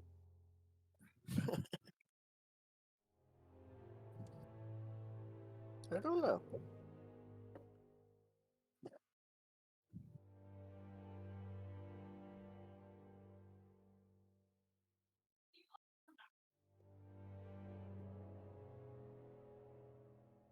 I am a little out of it tonight, as I had a whole bunch of blood work, eye exams, and dilating my eyes, so. And plus, I've been on a liquid diet for a week and a half now, so I am starving. Liquid diet. Yeah, I'm having surgery on Monday, so I can't have any Oh, solid food for 2 weeks beforehand. kind of diet. What are they feeding you? What are you feeding So yourself? I do like 4 protein shakes a day. I can have like chicken or beef, a broth with nothing in it, just the broth itself. I can have some sugar-free jellos. But that's basically it, and water. You must be losing a lot of weight, man. The first week I lost 9 pounds, so yeah.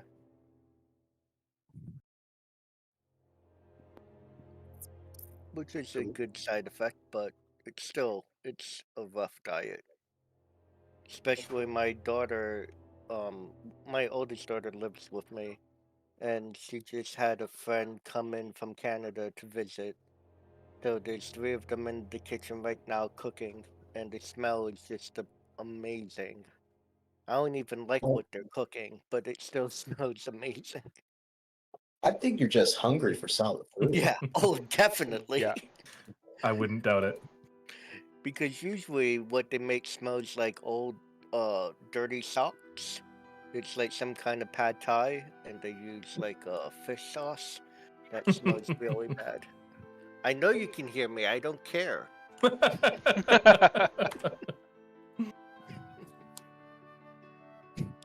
All right. Everybody back? All good to go? Oh yeah. Oh yeah. How do you like Marcus' story? It was good. Yes. I look forward to hearing more stories from Marcus and from everybody else. We'll do interludes. We'll try and do them at least every session to give everybody a chance to tell stories and to share more about their characters. And I will try as much as possible to make those stories a part of the world too. Show don't tell is usually my preferred method, but I like giving people the chance to like tell these stories and roleplay a little bit too. So I have my mute on mic when you watch if did- anybody else wanted to tell a story. oh But no.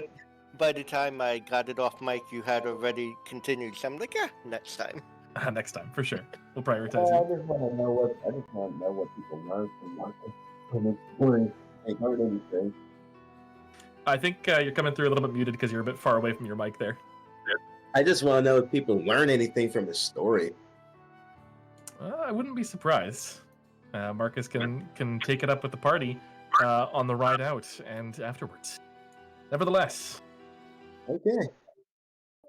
that ride out is a rough one, leaving some, but little, in the way of room for small talk or dialogue. Because You are on a mission, and you do not know precisely what awaits on the other side. Conan, as you lead the party onwards, this time you notice something a little bit different. Further down the hill, closer towards where the road heads up to the monastery, really more of a game trail than a proper road, but a road probably in days gone by, there is a cook fire blowing away merrily. It seems that somebody has set up a little bit further down the slope than they did last time.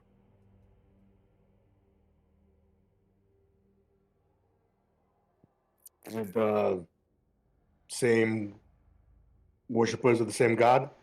You can't see them from this distance. You see the fire and the smoke before you see whatever else is there. It is the evening solidly by this point, with very little in the way of light still creeping through, just really enough to spot this cook fire. I will raise my fist, clench it, make my biceps bulge, and I will silently tell the party to stop. And I will dismount, and I will point at my eyes and point in that direction so everyone's looking there. And I'll sneak closer to take a look. All right. Does anybody sneak close with Conan? I'll go close. Okay. Anybody who wants to can make a stealth check. Okay.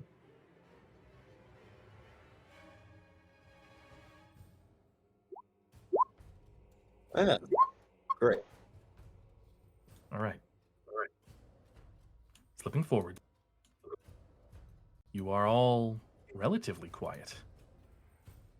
Although not quiet enough. As you approach, Roman and Conan, both of you are pretty well hidden, sneaking off to the side. But Marcus, unfortunately, unless you want to spend one of your inspirations, you do have, I think, what, 2 of them, right? Oh yeah, let's try this again. Sure. No, That's even worse. it's one better, but hey, let's see. It might be enough. Okay. Jeez. That will do the trick, just barely. But you get the feeling that if you move, it is not going to go well, because Marcus, you have put your foot into the nest of a badger by accident as you walked forwards. And as you pull your foot back quietly, you can tell there are several young badgers down there, babies, that will certainly be quite loud if given the opportunity. So you creep forwards, but you are stuck where you are for the moment. Unlike Conan and Roman, who are both able to sneak forwards and, using their lack of armor to their advantage, get closer towards this cook fire. All 3 of you are able to see the figures around the cook fire. A number of soldiers clad in black and red armor bearing the symbol of Takesis. They are in the middle of a desultory conversation. Looks like they should probably be on watch, but thus far, none of them have looked up to notice you. Should we double back and get the rest of the party? That'd be a wise course of action. How many soldiers? You can see 4. So you guys on the corner are a little bit further back in actuality. You're, I would say, probably 30 feet off the map.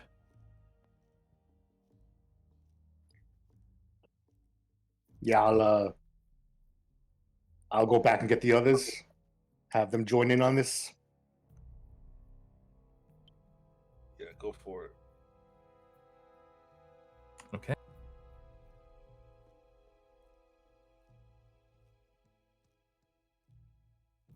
Conan, go ahead and make another stealth check to slip back. Okay.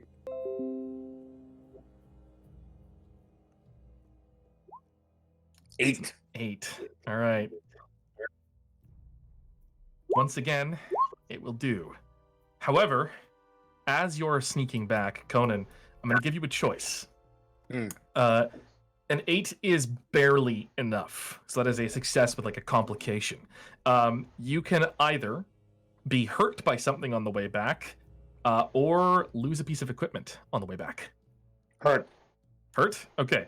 Conan, as you're making your way back, you stumble through a nest of bees, a beehive that was carefully concealed in some nearby branches, and they awaken hungry and angry with a vengeance as you slam into their hive and set upon you, stinging as you pass by. Holding your tongue, clenching your teeth, it is an incredibly unpleasant experience, but you still make taking 3 points of damage once again. I'd say that you could have taken a short rest on the road, Conan, so you can spend hit dice, be back up to your full HP, but you'd now be down to 32 once again. Okay. Conan reappears the trees next to the rest of you, covered in stinging red welts and bites, but looking probably remarkably nonplussed. Although I'll leave that to Conan to decide. I don't talk about this. There's 4 bad guys up there. We should take them out now. Take a prisoner if we can. You guys ready? Ready. There's Alright. just 4 of them? That we saw, yeah. Okay. Sure. Let's go get them. All right. Okay. I'll stealth back. Conan slipping ahead of the rest of the party. You carefully avoid the bees this time. A 12 will do it as well. Juvia and Conan, you can place yourselves anywhere in this box. 1 second.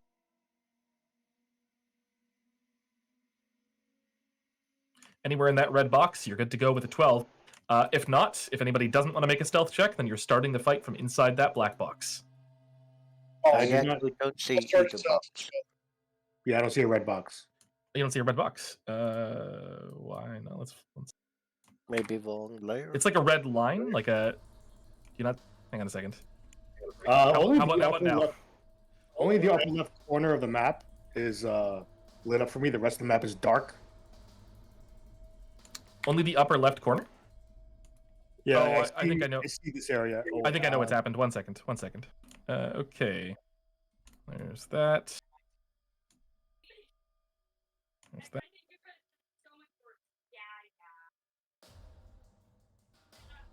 How about now? Can you see now? I see okay, now I see a light around me, but I don't see any red square. Yeah, same here. Yeah, there's no red square. That is Like so the strange. This is There's- I this saw you arrow, draw is it, it that? but- Okay, hang on a disappeared. second. Hang on a second. I'll draw out the red square for you guys on the map and see if that makes a difference. Do you see that line that I just put down? Yeah. Yeah, now I see some red stuff. Okay. Yeah, all right. 1 second. Then I will draw it out for you instead of putting it on the map like that.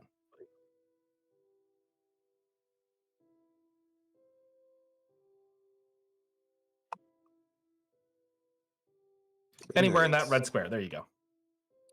It's weird. I saw So- the red square for a moment and it just disappeared. Yeah, flash- same. flash The if one on. flashes and disappears. That is so I- strange. What the I hell? Hang on a Don't second. even see it. Okay. Well, anywhere in sort of the bottom left corner of the map. Can you see the map Okay. at least? Yes. Yeah, it's Okay. a small map, but It's yeah. just it's a multi-part map. So you're in one part of it right now. Okay, so basically Ronan is the cap on the right-hand side and on the top. So you can't go any further right than Ronan or any further above Ronan. But both Conan and Juvia, you can put yourselves wherever you like. The rest of the party, you're stuck in the bottom 3 squares on the left-hand side, like that 3x3 grid, unless you want to make a stealth check. And it's a DC 12 stealth check. So Asher, you're good to go as well. But right now it looks like Cromdall is hanging back. Yep. Which makes sense, clanging heavy armor. Yeah. Barrett will stay with you as well. I learned last session I'm not stealthy. Hey, you know what? It worked. The skunk saved the day. Okay, so the rest of you sneak forwards, putting yourselves in the trees, carefully avoiding any notice from these soldiers. And as you slip forth, they are still in the middle of their meal, supping upon some stew and bread, when you burst out of the trees straight towards them. Roll initiative. My favorite words. Oops. Okay, 1 minute.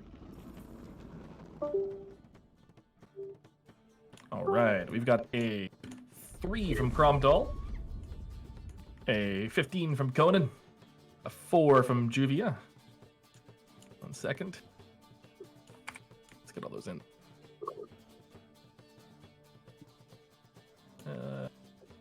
A 9 from Roman.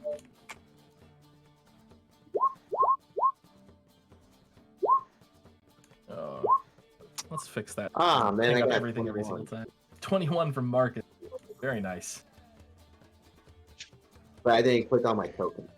No worries, that's fine. I can grab it for you. If you click on your token before you roll initiative, it will automatically put you into the turn order. Otherwise, I'll just have to do it. But it's not a big deal. I can do it. So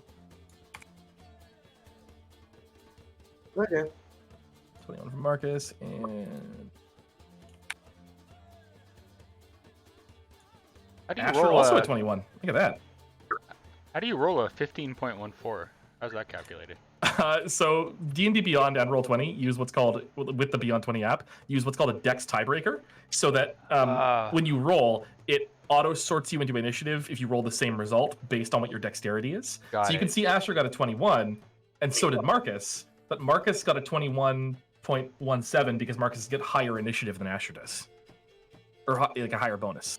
That's weird. I see them both as 21, but I see Conan as 15. Oh, it's you'll see it on the turn order now. I there it just is. had to Oh, update it okay. because Marcus's wasn't rolled directly, and I had to enter it manually. Got it. And soldiers are acting at 18 and 9. However, they are surprised, which means they are not going to get to go in this first round. Marcus, you're up first. Does that have any advantage on attacks? You are all hidden, and you are surprising them. So you all have advantage on your attacks, and they don't get to act in the first round. Oh, cool. But you're going to want to deal with them quick, because if you don't, then they are going to call for help and alert everybody else that you're here. Oh, that's not good. That's not nice. These are not nice people. They seem okay. You race forwards towards the first of the soldiers, slipping out of the trees, and the moment you step out of the trees, from underneath where your foot was, you hear as the baby badgers light up. The soldier turns and Staff to the face. crack, the quarterstaff slams into his face. Come on. Come on. 21 Hey, hits. ignore the 2. I didn't have... No worries, 4 points of bludgeoning. Oh, whoops, not correct. Okay. There we go. You should be able to see the green bars and the blue bars on them. The blue bars are their AC, the green bars are their HP. You won't see numbers in the HP, but you will see numbers in the AC. Or at least you should be able to see Okay. that. Yep. So I'm going to spend a key point on Flurry of Blows. All right, 2 more blows crack out. You swing. And are you going to move away afterwards, Marcus, or is that it for you? I'm going to move away. Okay. So you swing out, quarterstaff, martial arts, bang, slamming into him. Second swing. And he's going to try to knock him prone. That's It's a a dex- DC 13. It's a dex save, not a strength save, I think. But either way, he fails, or she fails. Very good. So unfortunately, even with the advantage, that last blow will miss, bouncing off of her armor, which holds firm. And then you duck back away as Asher's turn begins. You can feel free to move your token. Okay. Asher, you can see as the soldier hits the ground, the others are slow to react. They're stew falling. They reach for their weapons, scrounging, but they're too startled, surprised to do anything. What do you want to do? I'm going to cast Snapstar. All right. You aim out towards them. And I would like to place it right, since it's a 15-foot blindness thing, I'd like to put it right there. Right there, okay.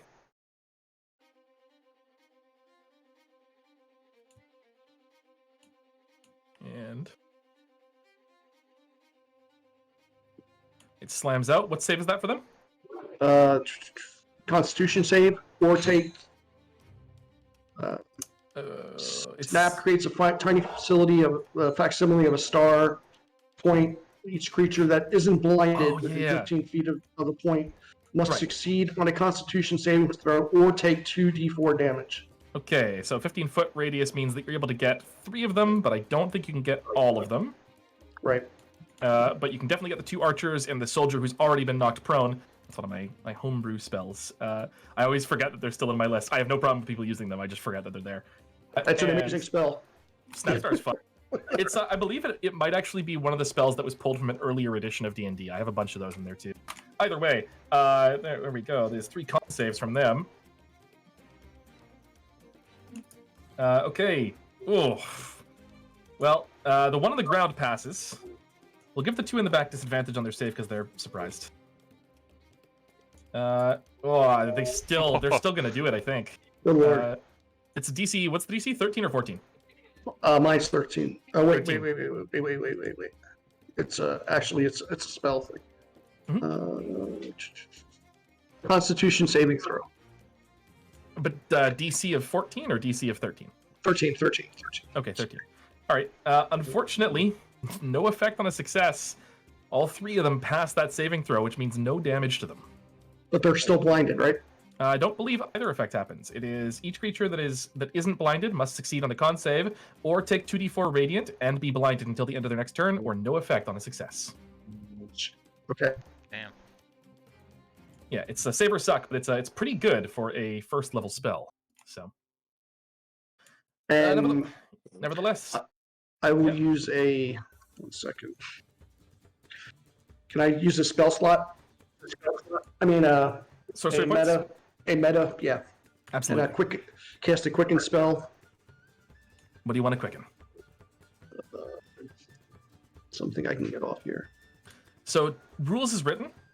Right now, all you could cast is a cantrip as a bonus action. Right. You're not technically allowed to cast 2 leveled spells with Quickened, although I offer the same thing to all sorcerers. If that's something you want to do, we can definitely come up with a way to let you cast 2 leveled spells. I'd rather have the twin thing option. All right, I'll cast a Ray of Frost at the one I didn't hit. Sounds good. The one in the back. The Ray of Frost Yeah. leaps out of your hands, and go ahead and roll to hit.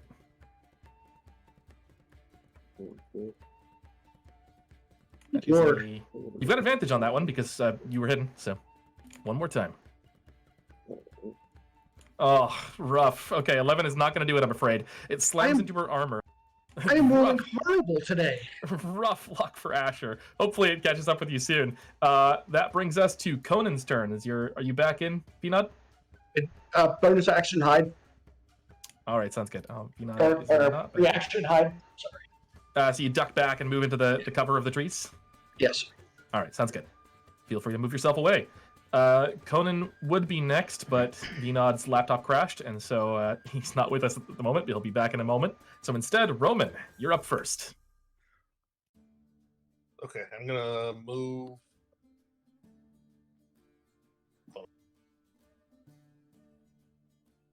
There we go. Gonna move here. Okay.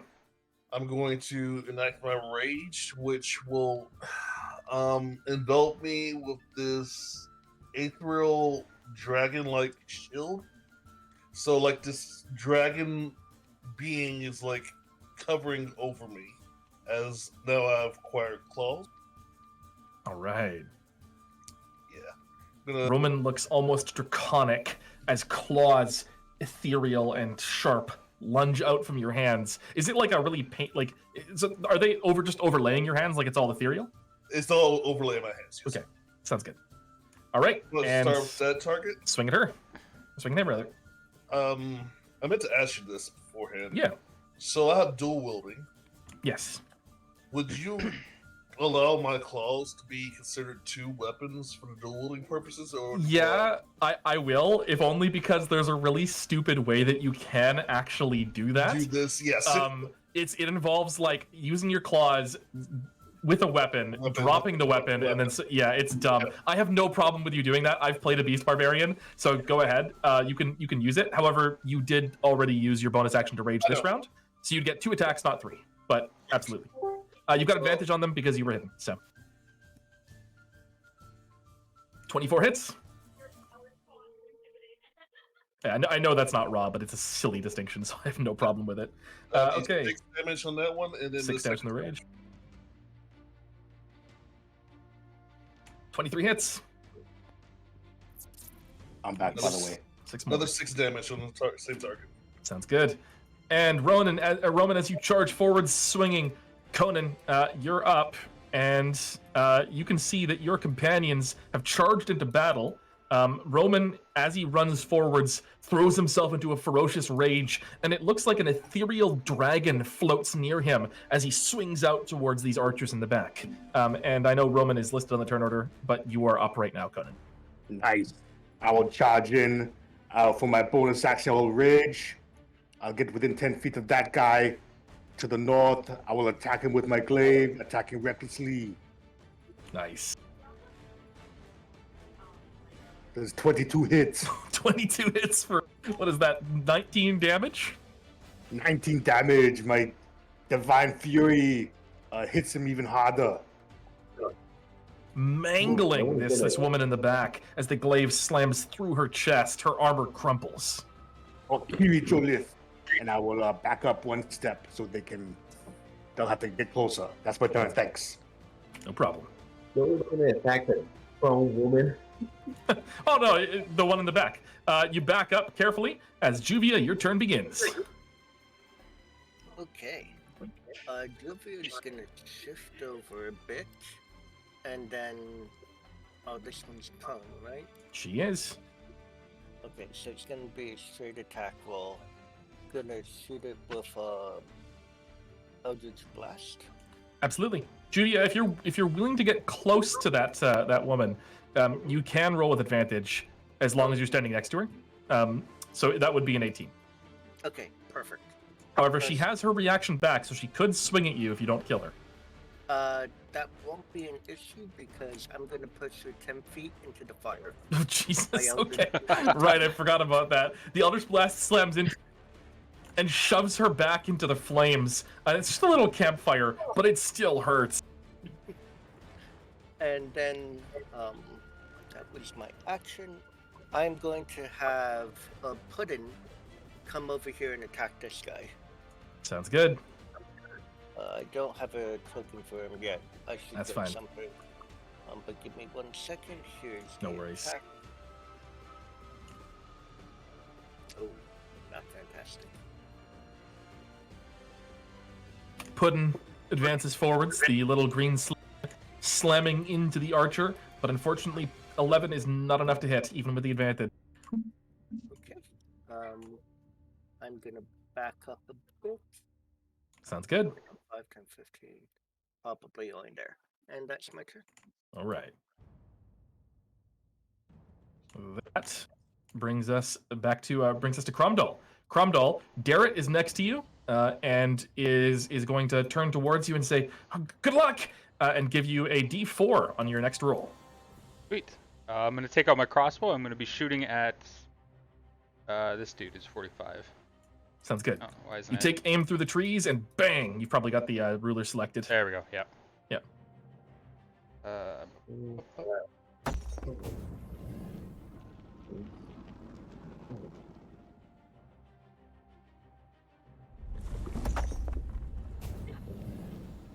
All right. 20 hits her, but you can go ahead and roll again, see if you crit. Right. Nope. All right, but still hit though, nevertheless. And that is for 6 points of damage. The bolt slams into her just as Conan pulls back, and she tumbles back over the log before she can even let out a cry of pain. A bolt sticking out of her chest. She is down. You gonna move forwards at all? Yeah, I'll move. Sounds good. That tree there. You advance to the next tree. As we get back to the next round, they are no longer surprised, and when their turn rolls around, they can shout for help. This one is in the fire and burning, but still alive. The other two archers, one of them is unhurt, one of them is pretty badly battered. Marcus, what do you want to do? Okay. Oh. I can waste a bonus. Okay, you know what? No, I still need my bonus action right now. Ooh. Marky's gonna finish this part. Gonna finish this woman off. She's still prone. Sounds good. You charge towards her, and you, with melee attacks at least, you can choose to do non-lethal if you want. Let's Like do to not knock her out. Sure, sounds good. You better pull on the fire then. Absolutely. Otherwise, I'm pretty sure that will be lethal. Yeah, you got to pull her out of the fire once she's down. 14 doesn't hit. Her armor holds.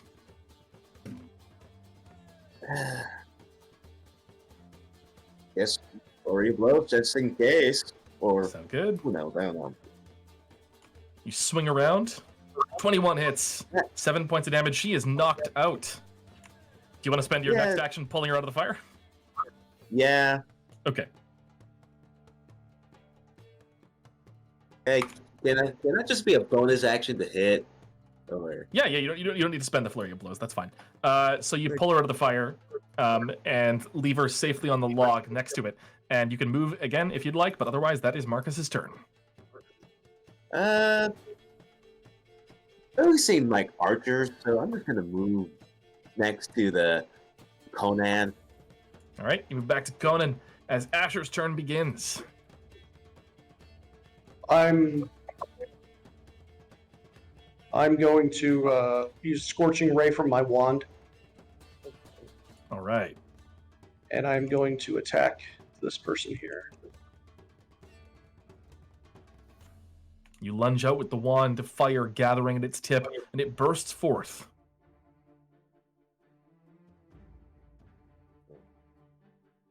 For a 7.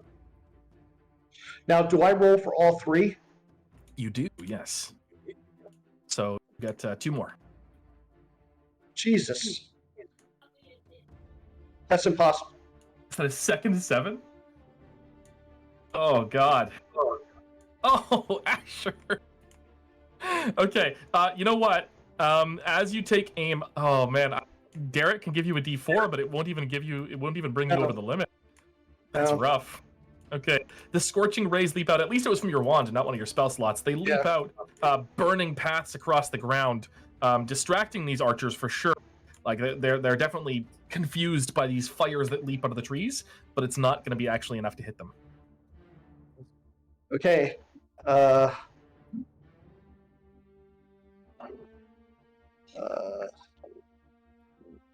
only other thing I could do is throw a firebolt as a bonus action.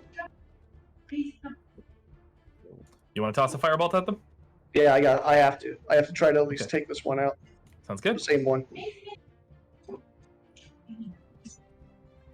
take and send the firebolt streaking out with a rough 12 to hit. Although Derek can help you with that one. Shouted word of encouragement from the young squire gives you a D4 to your attack roll. So that'd be a 16. 16 will do it. Or no, it's plus a D4, not an actual Plus a four. D4. Yeah. 1 second.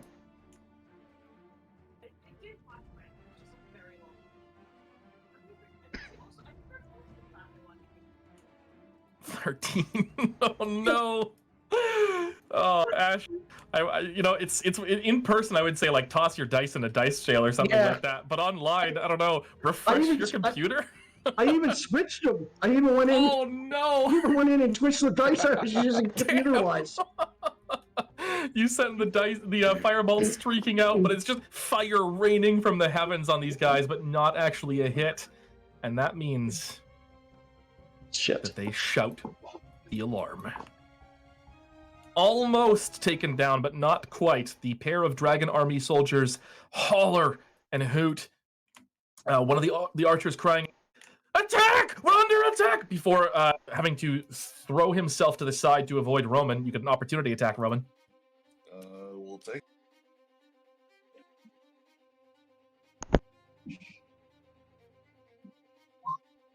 11 misses. You only get the extra one on your turn. Oh, no, So- I know that. That's Oh. not, I was deciding if I wanted to make it an advance or not, but you know what? It's Sure. all good. I think you're a little too far to get the bonus from Derek, unfortunately. So no D4 No, I for mean, you. I could inspiration. I was You could deciding. inspiration if you want, but are you going to do it? No, I'm good. Go Okay, ahead. sounds good. Then he takes aim and sends an arrow flying out in your direction, but you manage to hold your ground. He grabs another one and quickly sends a second arrow, punching into you for only 2 points of piercing damage because you're raging. The second archer is going to back off and is going to look over at Conan, this big booming warrior on the side. When And he 2 more backs up, arrows. can my slime get an opportunity? Sure can. Yep, Puddin can make an opportunity attack. Okay. 19 hits for 5 damage. And what would have been an arrow punching through Conan's shoulder is instead nothing, as that archer topples, crunching over the log. 1 archer left, and Conan, you're up. Nice pudding. And I will run up to that last guy and smash him with my glaive, attacking recklessly. Sounds good. There's 22 hits, 22, yeah, absolutely. 14 damage. Slamming the glaive into the archer. 14 damage isn't enough to drop him, but I mean, you do have another option. And my bonus action to attack him with the butt end of the glaive. Oh, that's good. even with the D4. Yep. I will use inspiration. Sounds good. So just the first one will work. No. 9. Oh, 999. Oh man, that's rough. All right. Conan, And you I'll, swing out, but this archer ducks the blow. I'll just get closer. That's what attacks. Okay. That brings us to the dragon arm, or she's dead. Okay, that brings us to Roman. Alright. He's gonna come up there and claw. Sounds good. I'm gonna attack reckless. Well, it doesn't matter. Doesn't matter, you hit. You swing out with the claws and crack, they slash into her or into him, and the archer tries to ward off your blows, raising his hand, but your ethereal claws pass right through and knock the archer to the ground. He hits the ground hard, but the damage has already been done. The alarm has been sounded.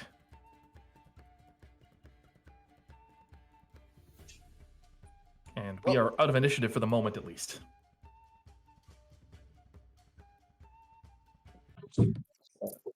Are any of them alive? There's the one. The one that Marcus knocked out at least is alive, and probably some of them are in pretty rough shape, but still alive. You dealt with them pretty quickly. Are there holy symbols necklaces? Yeah, a couple of them were wearing necklaces. Can I take one? You sure can. Grab one of those necklaces, ripping it off with a quick jerk, and you can hear movement further to the north through the trees. I'm gonna call put him back to me and then hide, go stealth in one of the bushes. Yeah, I'm gonna go back and hide as well. Yeah, set up an ambush. And there's Puddin' for you. With his horrifying lack of eyes. All right. You call Puddin' back, and all of you move back to set up an ambush. You don't know if these soldiers are going to come running anytime soon, but they will surely be along before too long, with the shouts echoing. It looks like they're going to come from... normally, I try and orient like north to be the top on the map, but this one is other way around. North is down below. It looks like they're going to come from this direction. Can we take a breather? You sure can. Okay.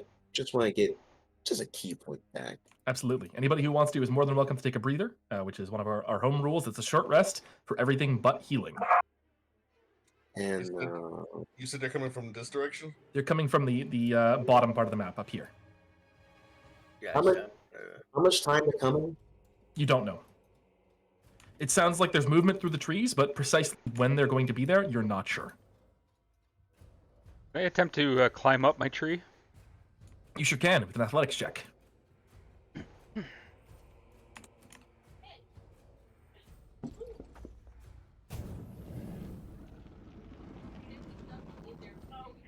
$15.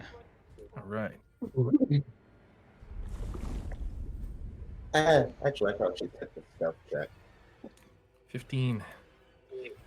Okay, with a 15, you make your way forwards, Cromdog, clambering up the tree, and it gives you a pretty good vantage point of what's happening down below. You can see several shapes moving through the trees in the darkness. It is getting dark enough now that, without the light of the fire, you're going to need a torch or something probably to see. And in fact, sure enough, one of the ones that's bringing up the back is carrying a torch. Cool. I should be able to see them anyways because I have dark vision. Yeah, the rest of the party, however, will Yeah. be in rougher shape. I have dark vision as well. Anybody with dark vision is all good. All right, and sorry, did I hear somebody else wants to climb a tree too? No, I hit by the tree. Okay. Anybody who wants to hide can make a stealth check.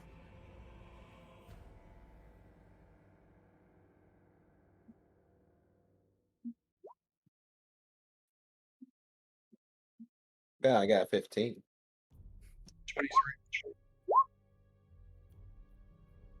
You take cover.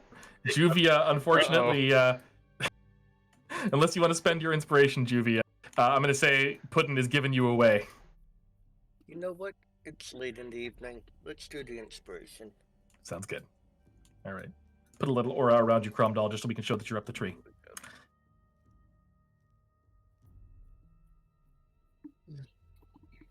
Okay, we've got a 2 from Juvia, sorry, a 12 from Juvia now. 12's across the board, the 15 from Marcus. You all take cover, hiding in the trees, trying to avoid being noticed.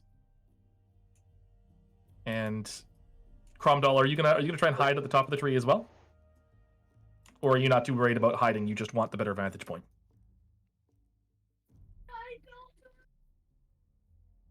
Oh, sorry, I'm Cromwell. Yes. Yeah, I'll try to hide up there. Okay, make a stealth check for me. Yeah.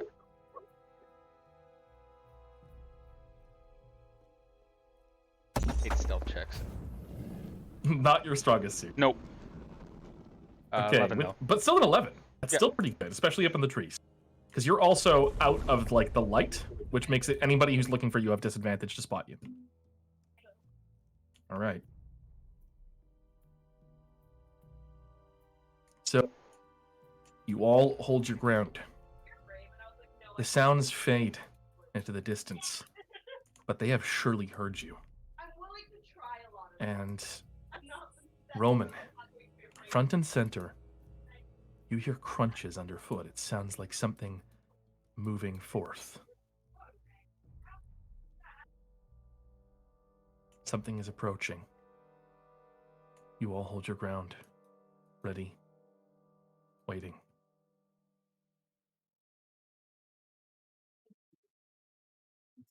And then there's a shout from the trees as, bursting forth from the other side, several figures come running out, weapons held high. One of them has dropped a torch and has donned a shield. The others are racing forwards, weapons at the high. And behind them, Cromdoll, from your vantage point, you can make out through the trees a pair of archers further back. They are at a good distance away and shooting through the trees against your party, so you've got cover. But they are too far away to easily chase down a target with anything other than ranged or running in their direction. And initiative once again, please. I'm gonna put my- I'm assuming token me and Conan lost our Your rage, rage? right? Yeah, absolutely. Oh, natural 20 from Conan. Natural 1 from Juvia. Rough luck. The game was determined to give you that nat 1, Juvia, Yeah, I one way know, or another. I know. Okay. I might have 17. initiative. Yep. And 18 I heard from Asher? 17. 17. Okay. All right, so we've got 22 from Conan, 17 from Asher, 16 from Marcus, 10 from Roman, 2 from Juvia, and 6 from Cromdoll. We'll see how our enemies have done. The Dragon Army soldiers charging forwards towards you. 20. 20. And... come on, now roll 20.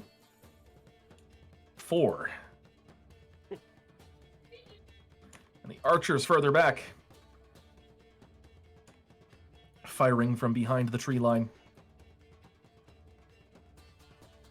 16 and whatever that roll is, which will doubtless be taking a second to go through. So Conan, you're up first. In spite of the speed of these soldiers, you are all the quicker. I was ready for this. I will charge forward. Bonus action rage. Moving 1, 2, 3, 4, 5, 6. So I'm within 10 feet of this guy here. And I will Absolutely. attack him with my glaive.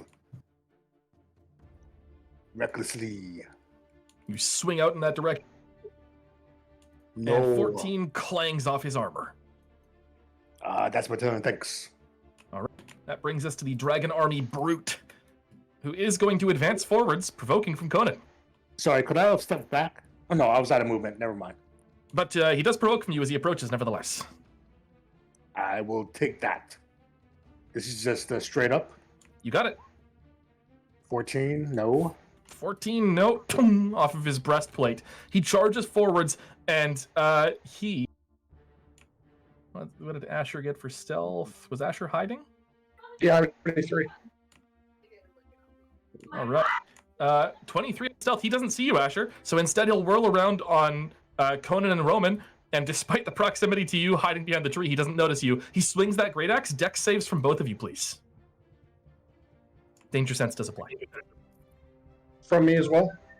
No, just from Conan and Roman. Okay. Dexterity saving throws. So 19 for Conan. 21 for Roman. He swings out, his axe slamming through the trees, but each of you is quick enough to dodge out of the way, and so you only take 5 points of slashing damage. And I'm sorry, were you raging, Conan, as well? Yes. So 2 points of damage for you.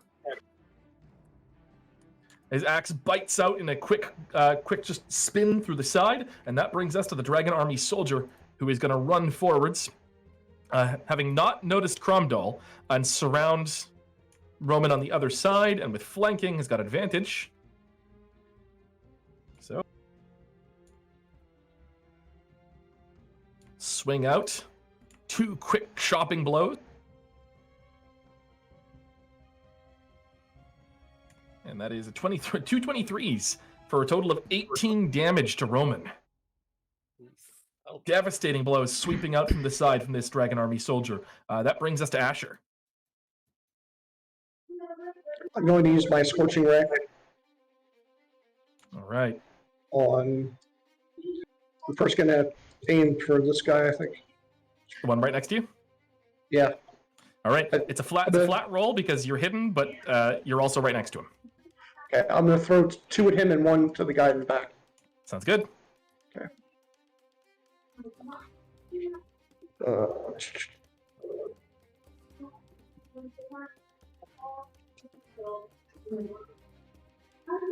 16 for 1. That'll hit with a 16. 24 for 1. That'll also hit. The second one. And then the second soldier, Gets the last one, yeah. 23. So 23, all 3 hit.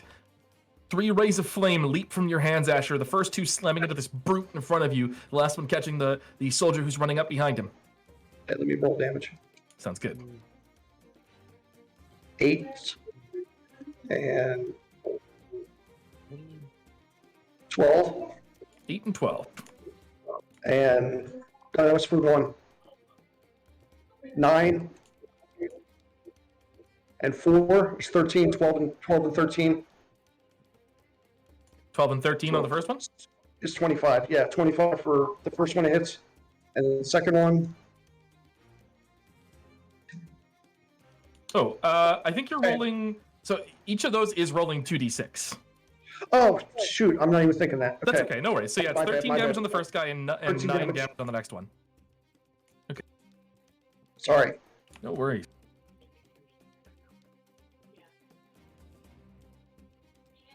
Still, a pretty solid blow. Nearly bloodying the brute in the front and nearly bloodying the soldier in the back as flame burns across their armor. Asher, are you going to move away? Yes. All right. You will have cover against his opportunity attack, but he is going to swing.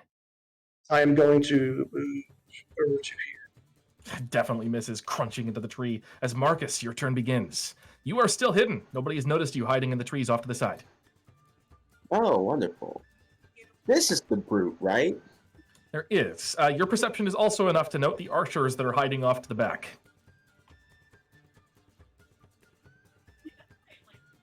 Let's see. Kind of worry about our barbarian right now. Sounds good. So, yeah, Marcus is gonna move out of the brush and confront this brute. Is he flanked, or If you move to Because that of- angle, you would need to be one more over. You would need to one be more here. over? Yeah, like below Cromdal.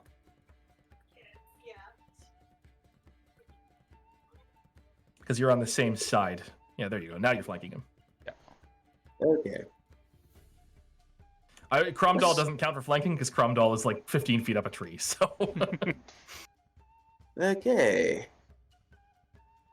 Do you want to take advantage of my flurry? No, so advantage. So, okay. All right. here we go. at advantage, you snap out towards this soldier.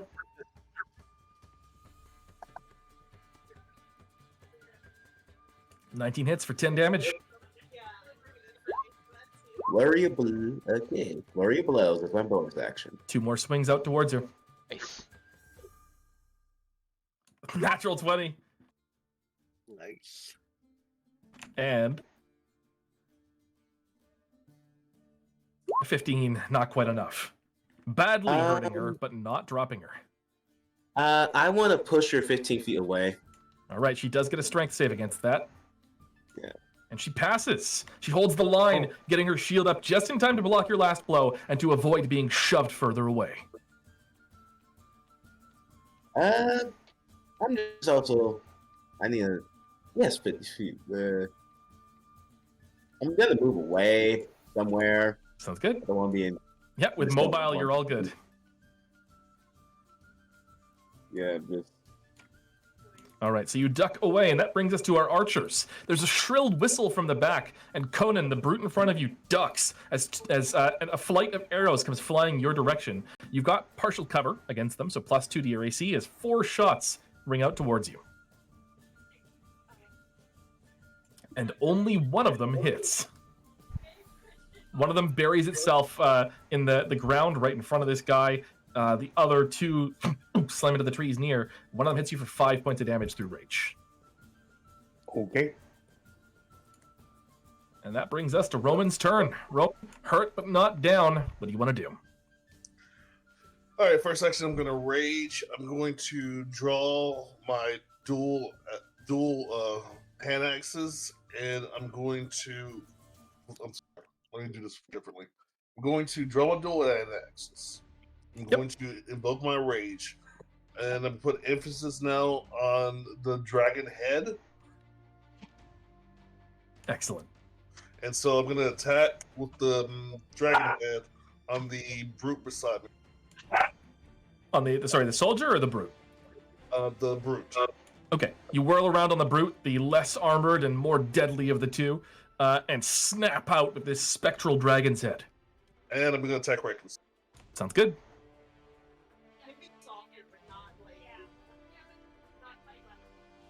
Oh no! Oh my god. Inspiration. All right, sounds good.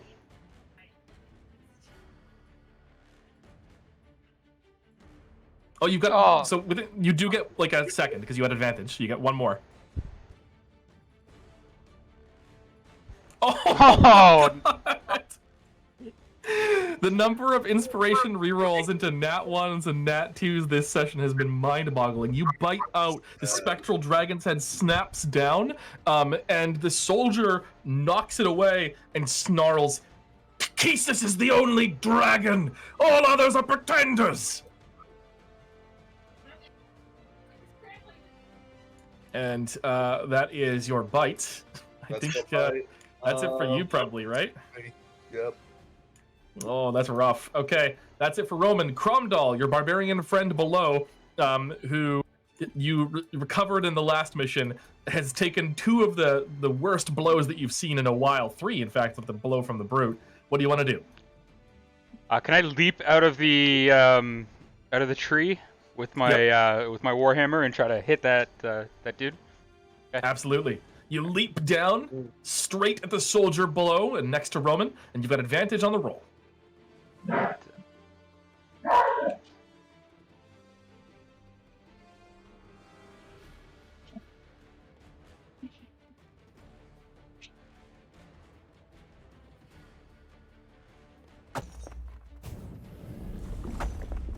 All right. Ugh. Oh, do you want to spend your inspiration, or are you keeping the 10? I already used my inspiration last time. Okay, well then that's a miss for Cromdell, unfortunately. Even with Darrett's shout. As a bonus action, I apparently can use Healing Word. You can. So I'm going to use that on the Barbarian. Okay, you are still landing, like, probably on this woman. Okay. Go ahead and make an acrobatics check, see if you can hit her. Okay. DC 6. Oh, Oh my god! You tumble forwards, crunching down in front of her, and she doesn't take any damage from that. But you take 3 points of bludgeoning damage for the fall. Conan, Becklin's words ring in your ears. Bring them back alive. And you realize it's going to be a bit more of a difficult task than you thought. I will be fine. All right. And as you land hard, Cromdall, that brings us to the Dragon Army Soldier. But you do cast a healing word to Roman first. 1d4 plus your wisdom.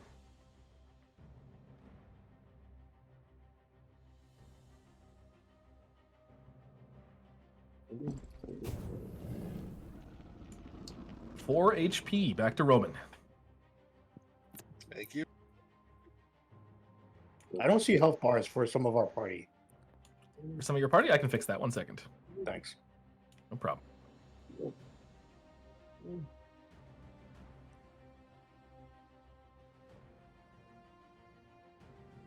All right.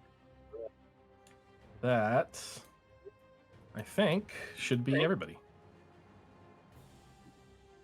Everybody's HP bars should be visible. The remaining soldier is going to flank Conan, running around to the side, and swing out at you, Conan.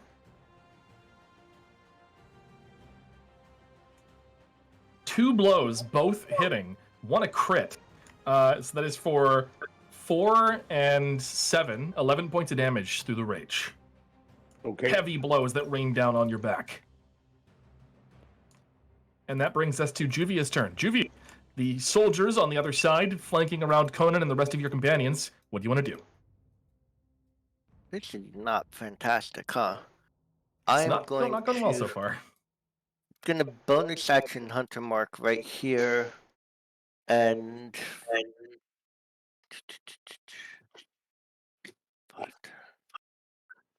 then I'm going to shoot him with an acid arrow.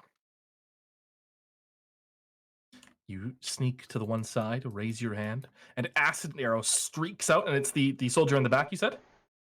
No, the one in front. This one here, the one with the Oh, I guess mark. in front relative to you. Yeah, absolutely. Yeah. All right. The acid arrow slams into her back and melts right through her armor for 8 points of acid damage. She screams. 1 damage from the hex. Yeah. Sorry, hex, not Hunter Mark. Yeah, no worries. Same thing.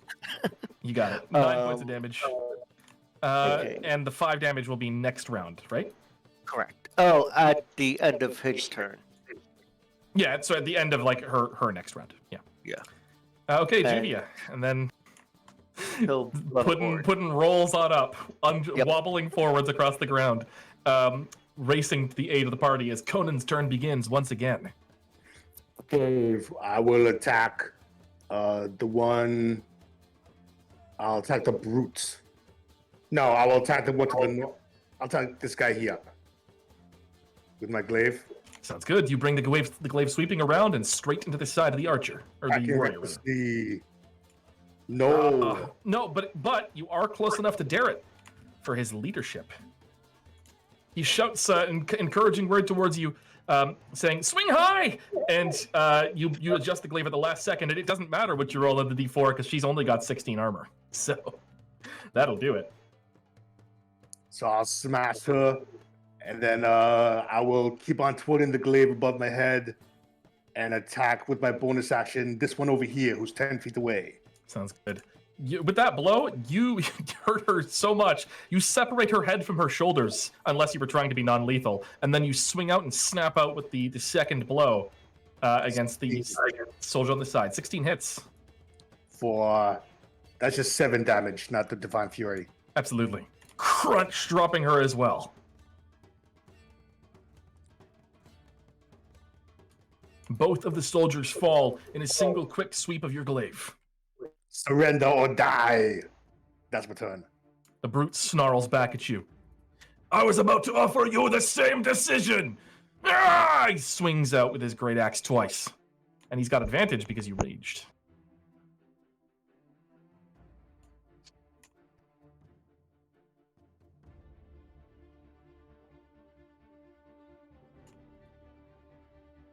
He snaps out in the first blow, you're easily able to knock away. And the second blow, you've been hit worse during training. You've been hit worse by small children. That is 1 point of damage after your rage. I've been hurt worse by a bunch of bees I made mad. That is correct, actually. Oh, man.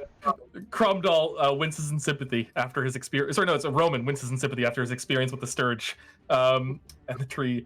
And that brings us to Asher's turn. Asher, off to one side. You can see the archers in the back, just off the field, and the brute front and center. What do you want to do? You're muted on Discord, Chris, just so you know.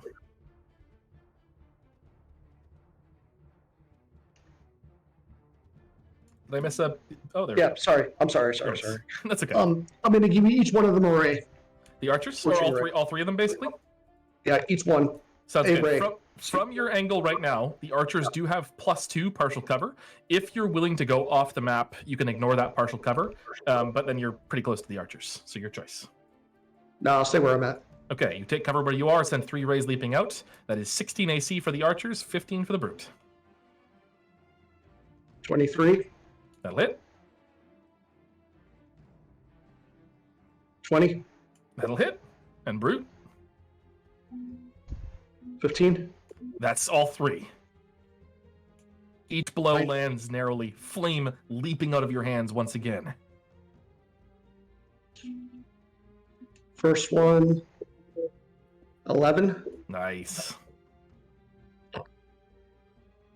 3, All right. 7. 7. The brute is badly injured, but not yet down, and you can see one of the archers, you burned a hole straight through his shoulder. He's clutching at it, wincing in pain, as Marcus's turn begins. Marcus, you can see the archers again just off the field, about equidistant from you to the rest of your party, and the 2 barbarians in Cromdall tackling the brute. What do you want to do?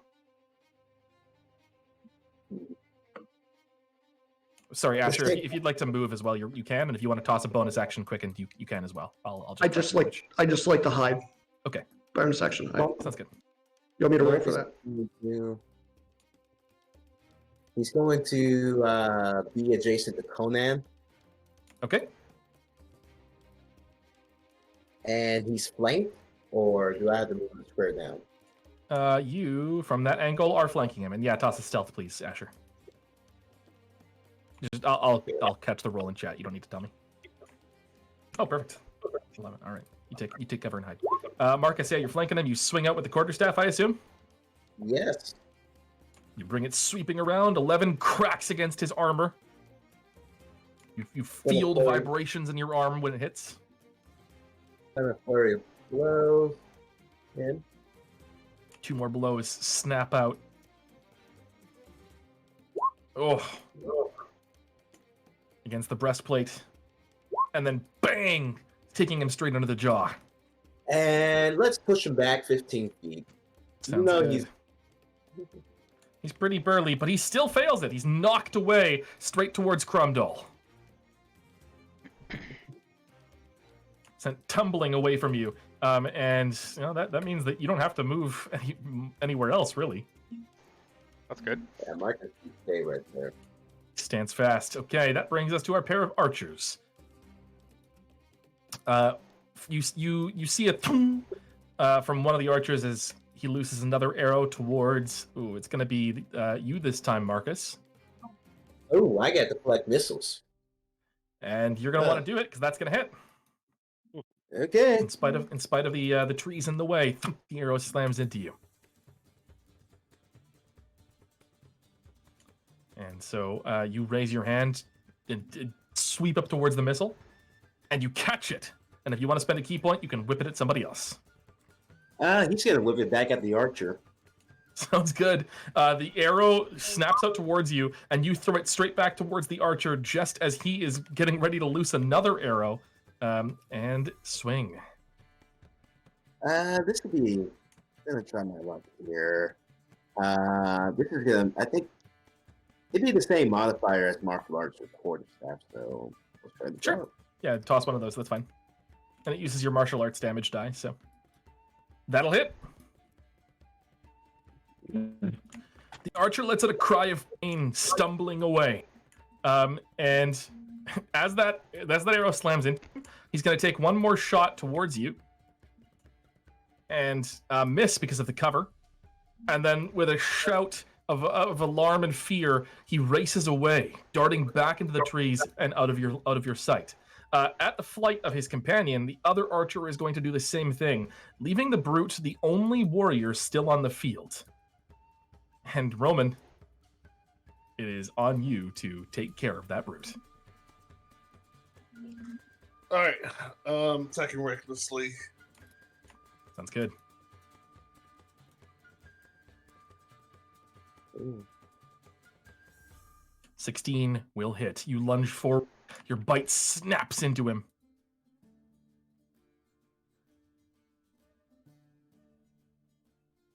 All right. I'll deal 9, heal 2.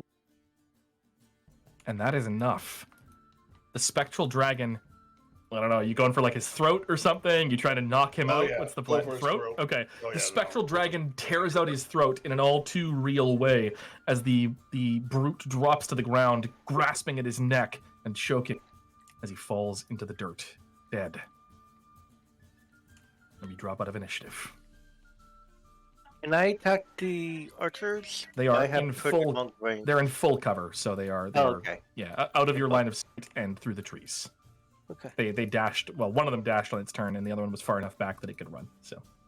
Okay. So they flee into the tree, disappearing away, and you can hear shouts of worried alarm from through the trees up towards the monastery, probably about 120 feet distant through the trees, a good distance away, and through more tree cover than you could properly see. You can make out only the top of the monastery, broken stone walls peeking out from behind the tree cover. Whatever is in there, whatever is waiting, it is going to be a problem. Yeah. Can't we wake up that person that's I forgot the objective. Remind me. Are we gonna take these people back, or are we going? Wait, the stupid question. I'm just gonna interrogate the one that Marcus knocked out. Lady Becklin had asked you to try and find out information from them, as much as possible, to figure out, where they were camped, why they were here, all of those things. And as you prepare to assault this temple, questioning first seems like a good way to go, especially with all of you a little bit bloodied. You've got them in a stalemate.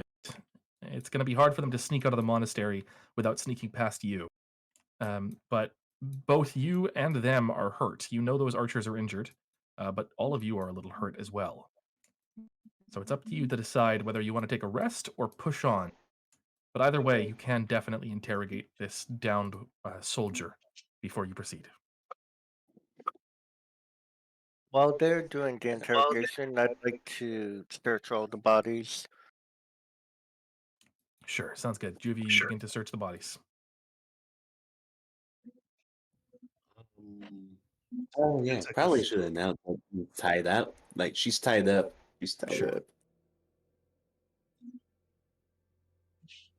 Marcus is gonna Sorry, go ahead. Marcus is gonna squat down and he's just gonna grab a piece of dirt. He's just gonna rub it against his hand and say, "That was a bit tougher than I thought." So, tell me, why is your company here and why they're stationed at that temple, what they're looking for. She looks back up towards you with narrowed eyes, bound in ropes. Why? Why would I tell you anything? Marcus still looking, just still rubbing his hands against the dirt, and he's gonna glare at her, and his eyes are like gleaming totally a radiant greens. Simple. Wow. Simple, your life is on the line. Go ahead and make an intimidation check at advantage.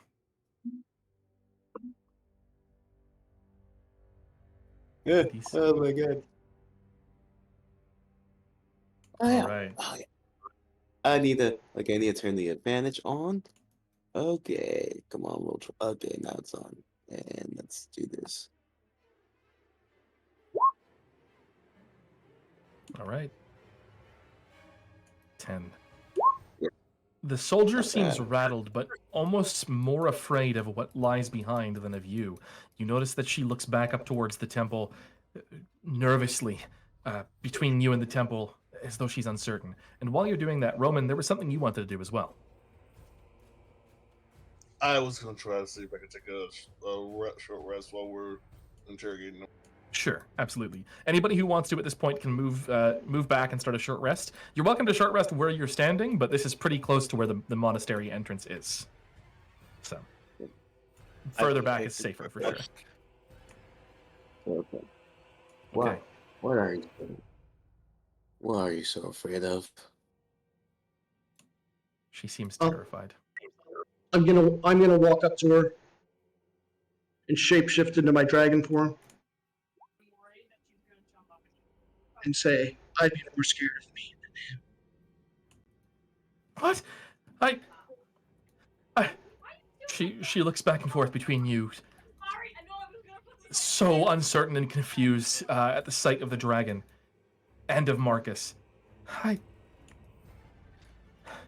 And while they're doing this, Conan, since the time with of you adventuring with us draws to a close here, what would you like Conan's legacy to be? What would you like his last actions to be?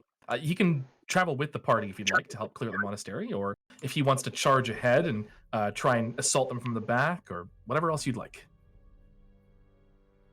I'll just back up the party.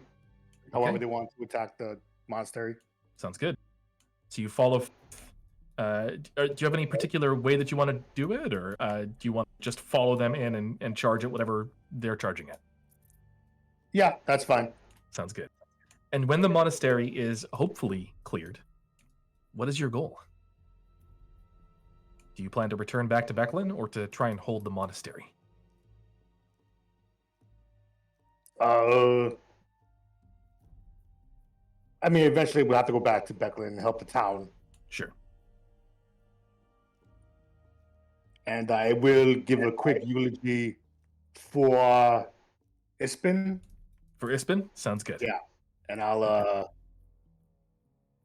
it seems like just yesterday that Ispin was putting his life at risk and charging ahead of the group straight into the house of Lady Favors.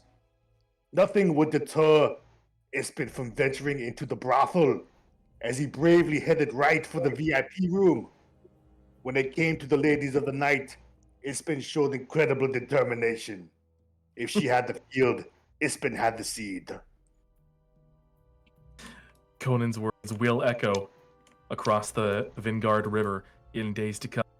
But until then, a monastery awaits being cleansed, soldiers interrogated, and an answer to just what it is going on in these old ruins still to follow.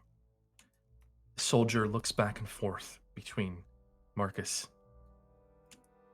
and Asher, opens her mouth, and that's where we're going to end it for tonight. Everyone, thanks for having me. Yeah, no problem. Thank you for joining us. Thanks Hope you for had a having good me. time tonight. Yes, thank you. You did a good job, Conan. Thank you. Thank you. So, quick question, Conan. Will you be back? Uh, If at any point in the future your group ever takes a Wednesday break again, you are more than welcome to join. Great, thank you, appreciate it. No So, problem. yeah, I'll be back. All right. Cheers. Thank you for joining everyone. us. Bye, All everyone. right. Thank For my regular players, for the rest of you, you probably have noticed on Start Playing, there is no game scheduled for next week. I think I mentioned it last week, but I'll mention it again. I'm on a cruise next week, so I will not be around, but we are back on again as of the 10th. So we're skipping the 3rd, back on the 10th. There's no game listed for that day, so you won't be charged or anything, but I'm just letting you all know so that you don't wonder what's going on. Cool. Awesome. Okay. Cool. All right. Have a good time. See y'all. Thanks so much. Yep. Yep. Okay. Well, I'll see y'all in a couple of weeks, and we'll see just how that plays out. Take care, folks. Great. Yeah. Have a good one. Yeah. Bye. Take care, guys. Take care.